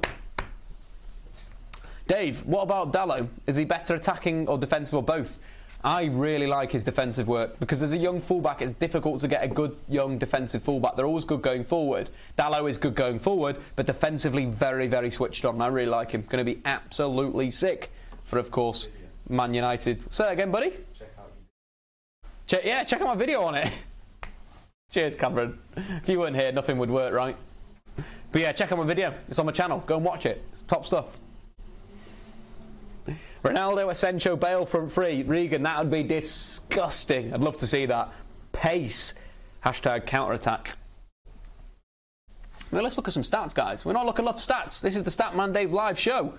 Got to get some more stats in there. Again, Neymar, more shots than any other player on the pitch. 6 out of out of those 6 shots, 1 goal, 3 on target. Again, that one in the penalty areas has been only shot within the box where it's really opened up for him himself in that central sort of area. Casemiro dominating the ball. You don't usually expect that. Neymar, though, is dead. Rolling around on the floor right now. There's been some beef. Neymar looks like he's been shot, assassinated. Again, Salcedo, 39 out of his 45 passes. Some really good play, actually. Becoming a big fan of Carlos Salcedo. Looking like a really good little ball player. So Neymar's kicking off because Leon's come over, stamped on his shin pad, raked his shin pad down. This could be a VAR red card. Because the referee's not seen it, and that's one of the incidents that they can go and review. So maybe they will be seeing a red card here. We'll be seeing a red Leicester, guys. Let's get this goddamn party started, guys. Keep liking the video, subscribing if you're new, all the good stuff. Get Kovacic at United, that'd be quite nice. How do you think James Maddison will get on at Leicester City this season? Good. He's a very talented English player. Been performing very well for Norwich. The step up will be good, but he needs some game time. Something that Kramaric didn't get at Leicester City. Again. Look at Neymar, absolutely effing embarrassing. It's embarrassing. Neymar needs to behave. Yeah, I think he's dead, lads. They'll have to call off the World Cup. Substitution. Take him off. It was a bit of a dirty tackle. I like it though, games and shit, but still, pretty horrible. Ben Scattergod saying Kane is better than Ronaldo. Imagine them together. Imagine actually a front four, Regan. Ronaldo, Asensio, Kane and Gareth Bale. Disgusting. But guys, 6 out of 6, you know. As Putin played FIFA to win the World Cup, Infantino's reaction after Russia's goal was dodgy. Fair comment, Sebastian. He's definitely meant to stab on it. We're just getting so many replays of this incident. Neymar absolutely rolls round. You must have been seeing the video going around social media of Neymar rolling. There's some real good ones going around where he's like rolling to the moon and stuff. Beautiful stuff. Talks of Grant having a medical this week. Lol. I think he'll just be a backup keeper, to be honest. Tell us about Dalot. Only seen his game versus Liverpool. Looked decent. Yeah, he's a good player. I'm going to do some more on him in the coming weeks. Bale and Kane at Tottenham. Check out the video again. Plug the goddamn video. Any other stuff we want to say? Any other live producing we want to do? Dave, presuming you love the tactical foul last night for the penalty. Oh, it was beautiful. Beautiful stuff. You've got to do it, though. You've got to go for it. You've just got to, it gave the opportunity for Kasper Schmeichel to make that save. That was a brilliant save as well. Both those goalkeepers, Subasic and Schmeichel, they both deserved to go through. They were so good in that shootout. It's something like 75% of penalties are scored. They made, 3 saves? One of them 2 saves. So good. Unbelievable goalkeeping. Here we have, though, Mexico. Lozano, left-hand side, running. Look to check back on his right foot. A little bit of a drag back. What can he do? Pass back. I want to see a bit more directness there, Lozano. Maybe hit the byline a bit more, bro. The new Madrid manager apparently loves Isco. Could be interesting. Yeah. I love Isco. Isco's so good. And Isco's form for the national team has been really good in recent months, should I say, sorry. Under Locatelli, who's scoring hat-tricks. So that could be really interesting to see where he fits in all these guys. Maybe Modric or Kroos will be sold. You know what I'm thinking. I'm not going to say it, but you know what I'm thinking, guys. You know exactly what I am thinking. Brazil. 16 minutes to go in the World Cup. Last 16 game with Mexico. What's going to go down? What do I think of De Gea's performance at the World Cup? Wasn't great. De Gea's been fantastic for a whole season. Again, World Cup is, Spain have played 4 games in a World Cup. Small bit of data. The quality of chances that Spain conceded were huge. I'm not too bothered. I'm happy that he's having a bit of a break. Who doesn't love Isco? Ash saying, yeah, I don't know. Isco's so good. Here we go. Some double lollipop stuff from Gabriel Jesus. Low cross into the box. Paulinho recovers. Edge of the area. Casemiro, who's been dictating the play. I love Casemiro. Out to Willian, the danger man for Brazil. Man of the match so far. Slowing the play down. Step over. Inside. Low shot. Easy save by Ochoa. Isco is very saucy. He is very saucy. He's a saucy little character, isn't he? Saucy little character, Isco. Too many good players at Madrid, there really is. You know, I could easily see them retaining the Champions League for maybe 2 more years. Can they do it 5 times, though? That was the big thing with that, you know, the Liverpool team under Shankly, and the manager's name, who I've forgotten who came of after Shankly. Paisley. Obviously, they're moving the sides on. I think Lopetegui could do that with Zinedine Zidane's good work so far. You know, the flexibility of that team. That's what Lopetegui needs to continue to develop. Maybe with a back 3 here and there, or back, you know. That's what I like to see, tactical development. What do you think about Portugal's second half? Did they do enough to go through? Andre, I'm sorry they didn't for me. I just didn't think they turned up. It was really weird. It was a really weird Portuguese team, so hot and cold. And again, created some good chances, but just not consistent enough. And that's the problem in the World Cup. You're going to get knocked out if you're not consistent enough. It's a game. Tough tournament to win, it really is. Here we have Mexico, in behind, left-hand side. Casemiro with another defensive clearance with his head. What a player he's become. What a fantastic talent. Big opportunity there. Salcedo, lovely little tactical foul. Receive the cheese. See you later. Get out of here. I like that, though. Breaking up the attacking play. That looked a little bit dangerous for Brazil. Salcedo's really impressed me. Really, really impressed me. People are overreacting with De Gea. He literally let 1 goal in. That should have been saved. Yeah, the Ronaldo shot. The rest of them, penalties, one-on-ones, free kicks that go in the top corner. Crazy.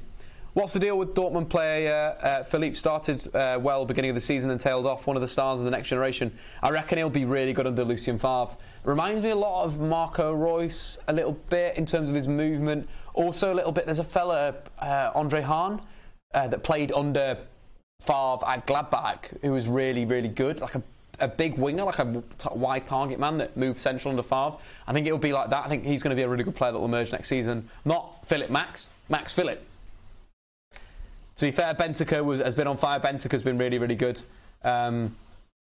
Which manager do I admire in Europe right now? Julian Nagelsmann. He is the man. He is the man. The man that's got the biscuits. All the good biscuits. Like, he's got the hobnobs. Knows his stuff. Brazil, though, looking to get through to another quarter-final in the World Cup. They've got to hang on for around 10 minutes. Brazil need to kill this game. I completely agree. If they continue to let Mexico in with the quality that we've seen from Mexico on the counter-attack, could be a bit of a problem for them. Again, Neymar stepping up in the second half, really stepping up. 5 chances created, more than any other player on the pitch. Really starting to become, you know, looking a lot better. I think there was a tactical change at half-time by the Brazilian manager that's opened him up, played him a lot higher. Brazil transitioning back to a 4-4-2 shape, allowing Neymar to be high. Ball over the top, Lozano. What a first touch that is. Standing the fullback up, 1v1. Bursts on the outside like that. Oh, maybe he's just... Is that a goal kick? It's a goal kick, though. Brilliant. What a first touch from Lozano. That Fagner, good defending, though. Stuck with his job. Slid in and won the ball there. Shout out to Neymar, though. 5 chances created so far in this game. Willian completed more passes in the final third than any other player on the pitch. Lovely stuff from Willian. Most take-ons, most passes in the final third. Really good stuff from Willian, a player that we were questioning at the start of the game that's not really impressed me at the World Cup. Today he stepped up. Absolutely stepped up, guys. Do you think, I can't say the first guy, Lautaro Martinez will have a good year at Inter? Yeah, I think I would. I've seen a few things about his goals for racing this season, and his finishes look really good. But the problem is Icardi.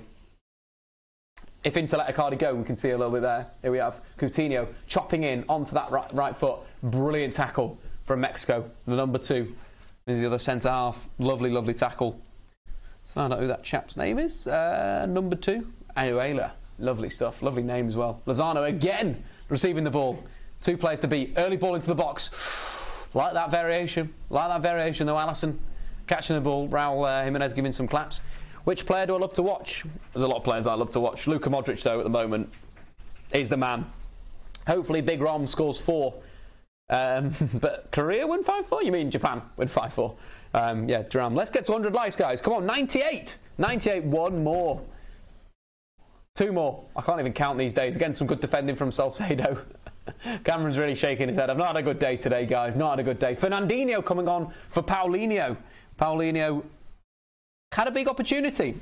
Again, with Paulinho, he's always going to have one chance in a game. This one was straight at Ochoa. Savable at Ochoa. Good save from Ochoa, but one of these things where we wanted to see Fred, not Fernandinho.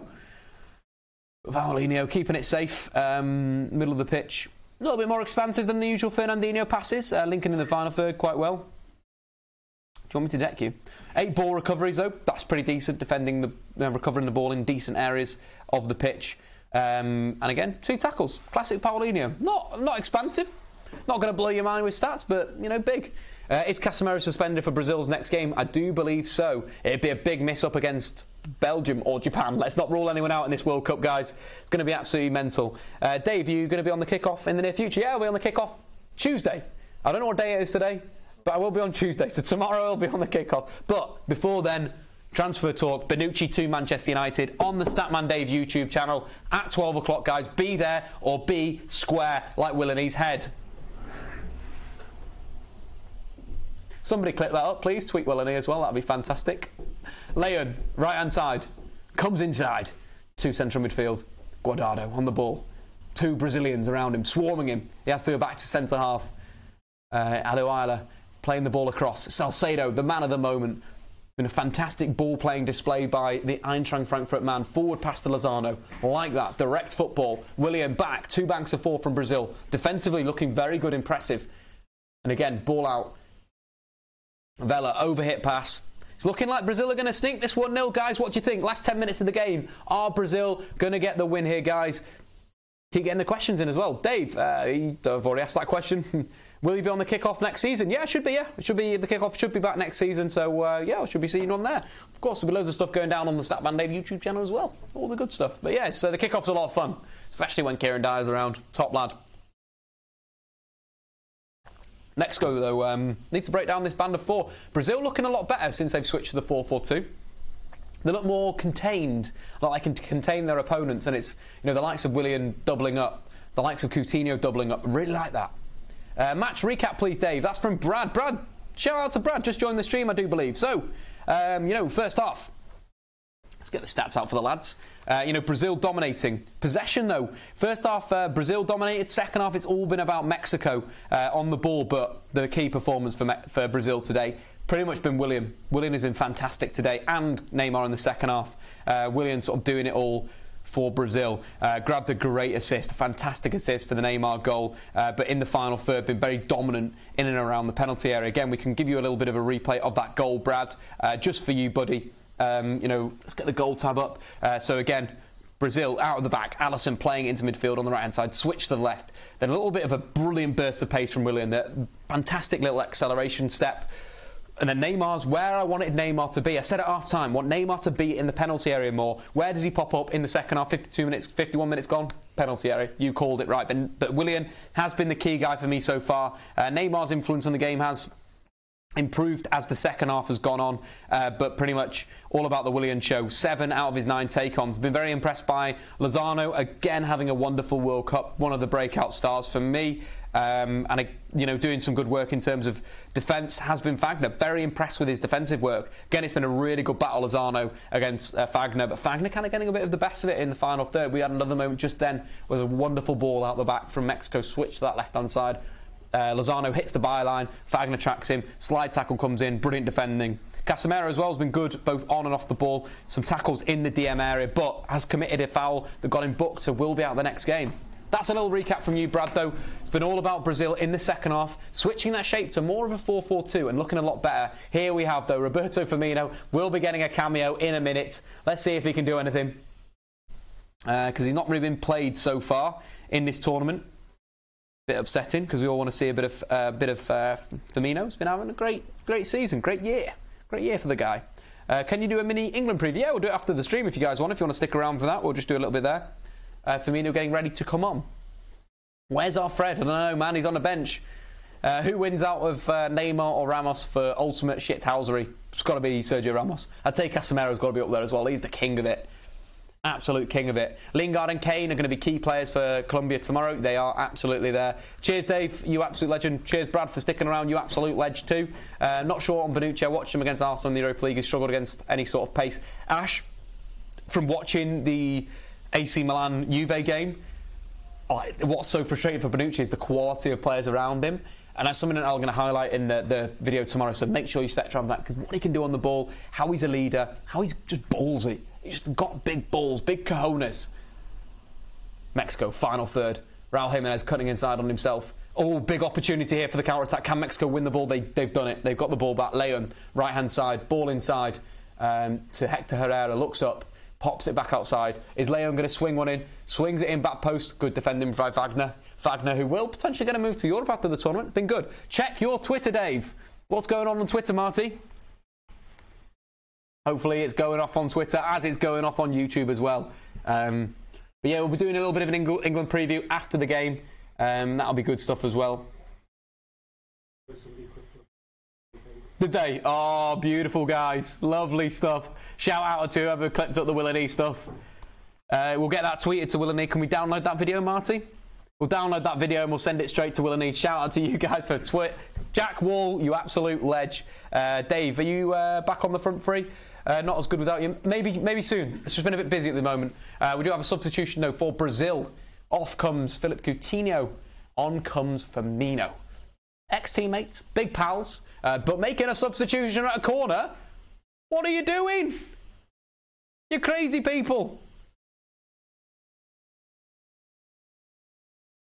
They've got away with it, though. Alisson with a punch clearing out. I just get stressed with these moments. Milan are overhyped going into last season. Since they only signed one proper world-class player, Bonucci. Yeah, Lewis, I completely agree with that. There's moments in the game against Juventus where literally Bonucci's like, he played a pass into midfield again to Bonaventura or someone like that, and literally just the lad can't bring the ball down first touch. Unbelievable. But top player. Jordi Alba is the ultimate shithouse in my opinion. Hate that guy. Lichtsteiner, get into the comments. Who is your ultimate shithouse? That is what we want to get going. Diego Costa, ultimate shithouse. He is lovely at shithousery. I love that. Stephen Howson as well. No, he's just shit. Again, if you want to click that, tweet me as well. I'll send that to Stephen Howson later on. Miranda is good. He's having a good tournament, Miranda. I think with centre-halves for, in these bigger countries, if we're not talking them in a negative way, it means that they're having a good tournament. If they're getting under the radar, it means that they're good. I love the jersey. It's nice, isn't it? Brazil. Alba's a strange shout. Regan, I think it's for his diving. He's very, very good at going down under pressure. Nemanja Vidic used to be very, very good at that. Thiago Silva, though, hooking the ball out. 50-50. Miranda wins it. Ball back to Thiago Silva. Brazil are moments away from a sort of quarter-final game. James MUFC, David to Inter Milan, 5-year deal, free transfer, great signing. I completely agree. I love Lazio last season. They were sick to watch. Very good going forward. Scored so many goals, breaking records in terms of goals. Immobile, fantastic player, but David, very, very good on the ball. So good at coming out. I was really surprised that Louis van Gaal didn't buy him at United. That was one of the weirdest summers ever. We bought Marcus Rojo. We could have had David, though. Neymar, inside in behind, little poke pass. It's a goal. There we go. That's game, set, match. 2-0. Fantastic goal. Neymar breaking down the left-hand side from a centre-forward position. Plays it across, and who scores? Bobby Firmino. What have we been saying in the stream? We know it. You know it. Tite don't bloody know it. Roberto Firmino should be in this starting 11, but that, guys, is probably game over. Brazil 2, Mexico 0. Game, set, match. Please, can you put Fred on now? I think that Brazil have made too many subs already. No, they haven't. They've got one left. Let's see some Fred. Lovely finish, though. Again, where Neymar receives this ball is on the last line. We've not seen that enough from Neymar. He's so good in these areas. Again, he did go for goal, and it was a good save from Ochoa, but there was Firmino to fire the ball in. Yes, we still want that. Be great. Busquets is the ultimate shithouse. Matthew James, yes, he is. Roberto needs to start. I hate Roberto personally, but and also Varley when he's on form. Yeah, obviously the Liverpool connection, but I've got to appreciate someone like Firmino. What a player he's becoming under Jurgen Klopp. Credit to Jurgen Klopp. Credit to him as a player, development-wise. But that's it. The Brazilian lads have gone wild. They haven't slipped up. This was a potential banana skin. We saw what Mexico did against Brazil. We saw about Lozano, but credit to Wagner. Wagner's been really, really good in this game. Really good play from right back. From the way the knockout draw has happened, who do you think will be in the final? I'm going to go Croatia, Brazil. as we're going with the moment. And Croatia to win it. I had a game of Football Manager this season, actually, with United. Played like a few games. Probably do some Twitch stuff next year when the new one comes out. But who was the World Cup final in that game that I was playing? Belgium versus Croatia. That could happen. Football Manager just knows its tings. Knows its tings. Oh, Regan. Apparently Marquinhos is coming on. For fuck's sake. Pepe is a beast. Belgium versus Brazil. Both my favourites. Oh, I'm sad. Maybe Japan will go through, though, guys. That would be great. Again, Inter are going to be decent next season. You know, one of the things Ash mentioned, the players that they brought in. Malcolm as well, potentially joining that. Did a scout report on Malcolm on my YouTube channel. Go and check that out. Cam likes those deep links. Go and check that out. I sort of spoke about Malcolm. If you are an Inter Milan fan, that gives you that information. But here we have Brazil making the final change of the game. Marquinhos to come on. Mexico, 2 goals they need. Fred not getting a game. Dave loves his Croatia. Brad, I was so stressed yesterday when they were... Honestly, I was so stressed watching that penalty shootout. It's almost now I've become a fan because I'm like, they're dark horses. Now I'm a fan. But it will be Felipe Luis, I do believe, that will be replaced by Marquinhos. Croatia, just love them. Oh, no, actually, they've changed it up. Willian trotting off. Willian, what a performance, guys. Let's get the stats on. That's why you're here, for the stats. Of course, the Stat Zone app in the link in the description below. But some good stats from, of course, the main man, Willian. Man of the match for me in this game. I think Neymar's come into the game when they've changed the system and they've gone 4-4-2. But the main man, Willian, was sort of, you know, the guy making the difference. Most passes in the final third. Most dribbles as well. 7 crosses as well. A lot of them from corners. But that's what we want to see. We want to see that from the main man. Lovely, lovely stuff. And again, if you missed the first goal, it was a great move from Willian. Willian's got that sort of pace where stops here, then speeds out. Again, maybe that'll go. Maybe he isn't a great signing for United, but, you know, we take the goal that he created today. It was absolutely fantastic. And again, Neymar in the right position. Tite coming, sort of adapting his tactics in this game, and I like that a lot. Neymar diving after every pass. Fred. Want Brazil to go out so Fred can start training? Yeah, I wish that could happen as well. Xhaka has to be the best and worst shithouse at the same time. Yeah, I kind of agree with there. But Belgium versus Croatia will be a final, in my opinion. Really like Belgium. Questionable playing De Bruyne as a deep 2. Yep. Lewis, completely correct. I completely agree with you there. It's suspect, and again, they'll be caught out. But that was a great counter-attack. Just seeing a replay of the Neymar assist, should we call it? It was a save from Ochoa, but Neymar, brilliant break, getting in behind the defence. That's what he did so well at Barca, was getting behind teams. PSG too frequently is just waiting for the ball, receives the ball, takes someone on, takes another one on, sometimes scores a goal. But don't cut the mustard at the World Cup. Don't cut the mustard in the Champions League. He needs to get behind teams. Firmino, little chip in the box, instantly gets the squeeze on. Pressurising Leon, wins the ball back. That's why Bobby Firmino's got to be starting. So good off the ball. Willian to Man United this summer, better than Bale. Interesting. Brad saying, was Coutinho on the pitch? Lols. I could imagine Dave on the kickoff celebrating a Croatia goal against England. Honestly, I probably would, you know.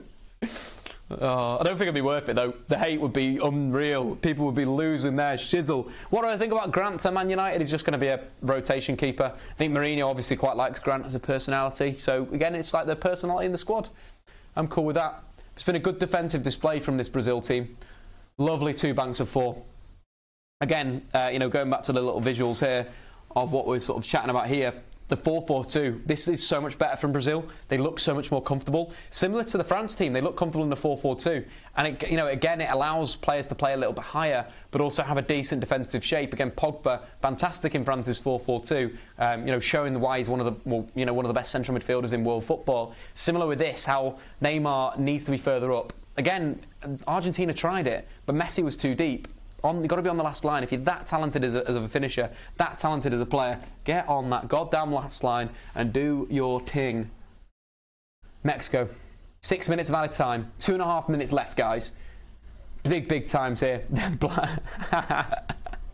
Then Brian floors in with a headbutt. Yeah, I could see that. Guys. That would definitely happen. I remember when Firmino was supposed to be joining us. Yeah, again, really good player at Hoffenheim. Back in the day, Hoffenheim.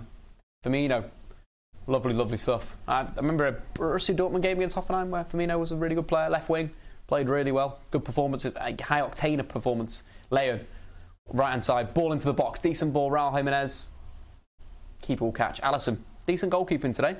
What are your thoughts on... I don't know what that question is. Very disappointing to see not supplying Lozano with the ball enough. Yeah, Jack, I kind of agree with you there. Let's have a look at see who's passed the ball to him the most. Again, I'd probably like to see more ball to him. He's been good though, you know, he's had a fantastic tournament, breakout tournament for Lozano. Been Mexico's best player by a while, and he'll be a poster boy for Mexico for the next few years, which is always very nice to see. Again, let's bring up the stats. So the most passes to him, you know, it's coming from central midfield. Hector Herrera, some long switches out, which have been good. They've isolated. Hector Herrera's been good as well in this World Cup. If you want an energetic central midfielder in the Premier League, look for Hector Herrera. Pick him up from Porto. Again, Salcedo, maybe a little bit more from there, considering Salcedo had a lot of the ball. Guardado, again, there's been a lot of ball to him. Maybe you want more. Again, that you think second half, Toni Kroos to Timo Werner, that happened 9 times in that game against Sweden. That's the kind of standards that we want, 9 times in one half to an attacking player. Again, Paul Scholes was so good at that for Manchester United in the glory days of Old Trafford. But yeah, the game is running down, guys. We're going to do a little bit of analysis on this game, then we'll do a little bit of chat about England for their game against Colombia. And that'll be that for today. Thanks for, of course, viewing the video. If you want to like it, drop that likes on it. We've overhit 100. Lovely stuff. But yeah, keep getting the comments in. Dave, you like Miranda? Is he good enough for a Bay partnership? No, I don't think so. I don't think he's good enough for that level. He's a good player, but not at that level, I don't think. Thoughts on Neymar's play acting? It's just Neymar, isn't it? It is a bit silly, but that's what you expect from someone like Neymar. Again, if he's doing it the right way, if he's winding people up, that's quite good. If he's reacting that way, you're winding the opponents up. They're going to put more tackles in. You know, it opens up the play on the counter attack. Got to think of that gamesmanship angle, but again, it's pretty silly. Silly stuff from Neymar. That's that, guys. Over. Brazil 2, Mexico 0. Brazil, Neymar punches the air, carrying Brazil through to the quarterfinals. Neymar really turned up in that second half. I think that's what we want to talk about. That's going to be our first analysis point. Is going to be about those two guys getting involved, especially Neymar in the second half. So I think he was a lot better in the second half. Just performed to a higher level, you know, in terms of everything he was doing. I think if we look at some interesting stuff. But guys, again, thanks for sticking around. If you want to continue staying here, guys, we're going to do some good stuff in terms of what's going down. Let's talk about Neymar first. The man that kind of changed the game, especially going forward in the first half versus the second half. You know, very good play from Neymar. So, let's break out the stats, guys. Starting the analysis. So, Neymar, man of the match, maybe. Or maybe Willian. Who do you think? Get into the comments, guys. Neymar or, of course, Willian. So, in the second half, a lot more opportunities in the penalty area. First half, shots from range, shots from tight angles. Second half, better quality of chance. Again, the shot you can see on the left-hand side of the box, that was the one that, obviously, Firmino turned in. And the other one, of course, is goal. Neymar's movement was a lot better first half versus second half. And again, was better on the ball. I thought everything was a lot better first half versus second half. So he's more direct in that second half, looking for those passes into the penalty area. Completed 2 passes into the penalty area in that second half. Again, better from Neymar. Again, higher up the pitch, less ball, but you know, more improved. Again, I think if we check this out in terms of where he's received the ball, a lot wide, a lot deep. Second half, inside the penalty area, getting into the right area, of course, the assist for the goal. But that's going to be how Brazil win this World Cup, is getting Neymar higher. And if you go back to what we were chatting about before, the tactics with Neymar being as a centre forward, very, very interesting. Again, the 4-4-2 shape that we saw in the second half was so much better. Neymar higher up, Neymar running in behind, running behind for the second goal, got into the penalty area for the first goal. That is very, very important. But a big shout out to Willian. Willian is the guy that changed the game today. Really, really did in terms of how he attacked. The big thing as well was him taking people on, getting into those areas, you know, driving into the box on that right-hand side, making that moment, you know, breaking a bit of pace on that right-hand side in quite a deep position. Of course, the take-on that you can see on the edge of the box was his one for his goal. Lovely little bit of body shape. And that kind of opened up the scoring, and I think that's what turned the game for Brazil. Brazil are very nervous when, you know, they need to score, they need to put the ball in the back of the net, but as soon as they can get to a situation where they've scored a goal, like that wonderful goal, brilliant move out the back, and of course Willian, the key guy, the sort of the pace that he added into the attack is so crucial for this goal. You know, it just completely sized up the Mexican defenders, broke into the box, ball across the box, simple finish from Neymar. But if Brazil want to win the World Cup, the 4-4-2 is the formation to go, and that is why I've been impressed by Tite's tactics today. Changed at half-time to a 4-4-2, and they didn't look back from there. Anyway, guys, man of the match is coming in. Everyone's saying Willian man of the match. Yeah, I kind of agree with that. I think Willian changed the game Really changed the game for Brazil. But of course, you know, Neymar did finally turn up in that attacking position. But it does go on to England. Let's talk about England now, guys. I'm trying to find the game that I want to be discussing, the 6-1 win. Let's actually talk about that one, actually. Let's talk about the Tunisia game, because I think this is how I'd set England up. England, for me, need to play this 3-5-2, and I would like to see, again, against a bigger team, when you've got players that can move from central midfield, like Jess Lingard, like Dele Alli, it's going to cause you so much problem. Again, the system that England plays is very sort of new age. That's why it's exciting. You're thinking that the two centre mids, they make the runs in behind, they make the runs to the left channel, right channel. You know, we saw Lingard do it frequently in this game. You know, it's a big part of Jess Lingard's game in this this sort of match. Him receiving the balls. See where he's receiving the balls? In behind the defence, making those runs in behind. It's very, very important that Lingard can do that again. Again, the chance that you can see the Kieran Trippier ball, bottom of the screen, right-hand side, Kieran Trippier ball into the box. Lingard takes a brilliant first touch, hits the post. That run was fantastic. We can get that movement off Lingard. That'll be where England and, you know, Lingard are going to win the game for England. And that's a big thing. Again, so good on the ball. 96% pass accuracy, 27 out of 28. Had a great game. Really, really good game. And again, Dele Alli, similar.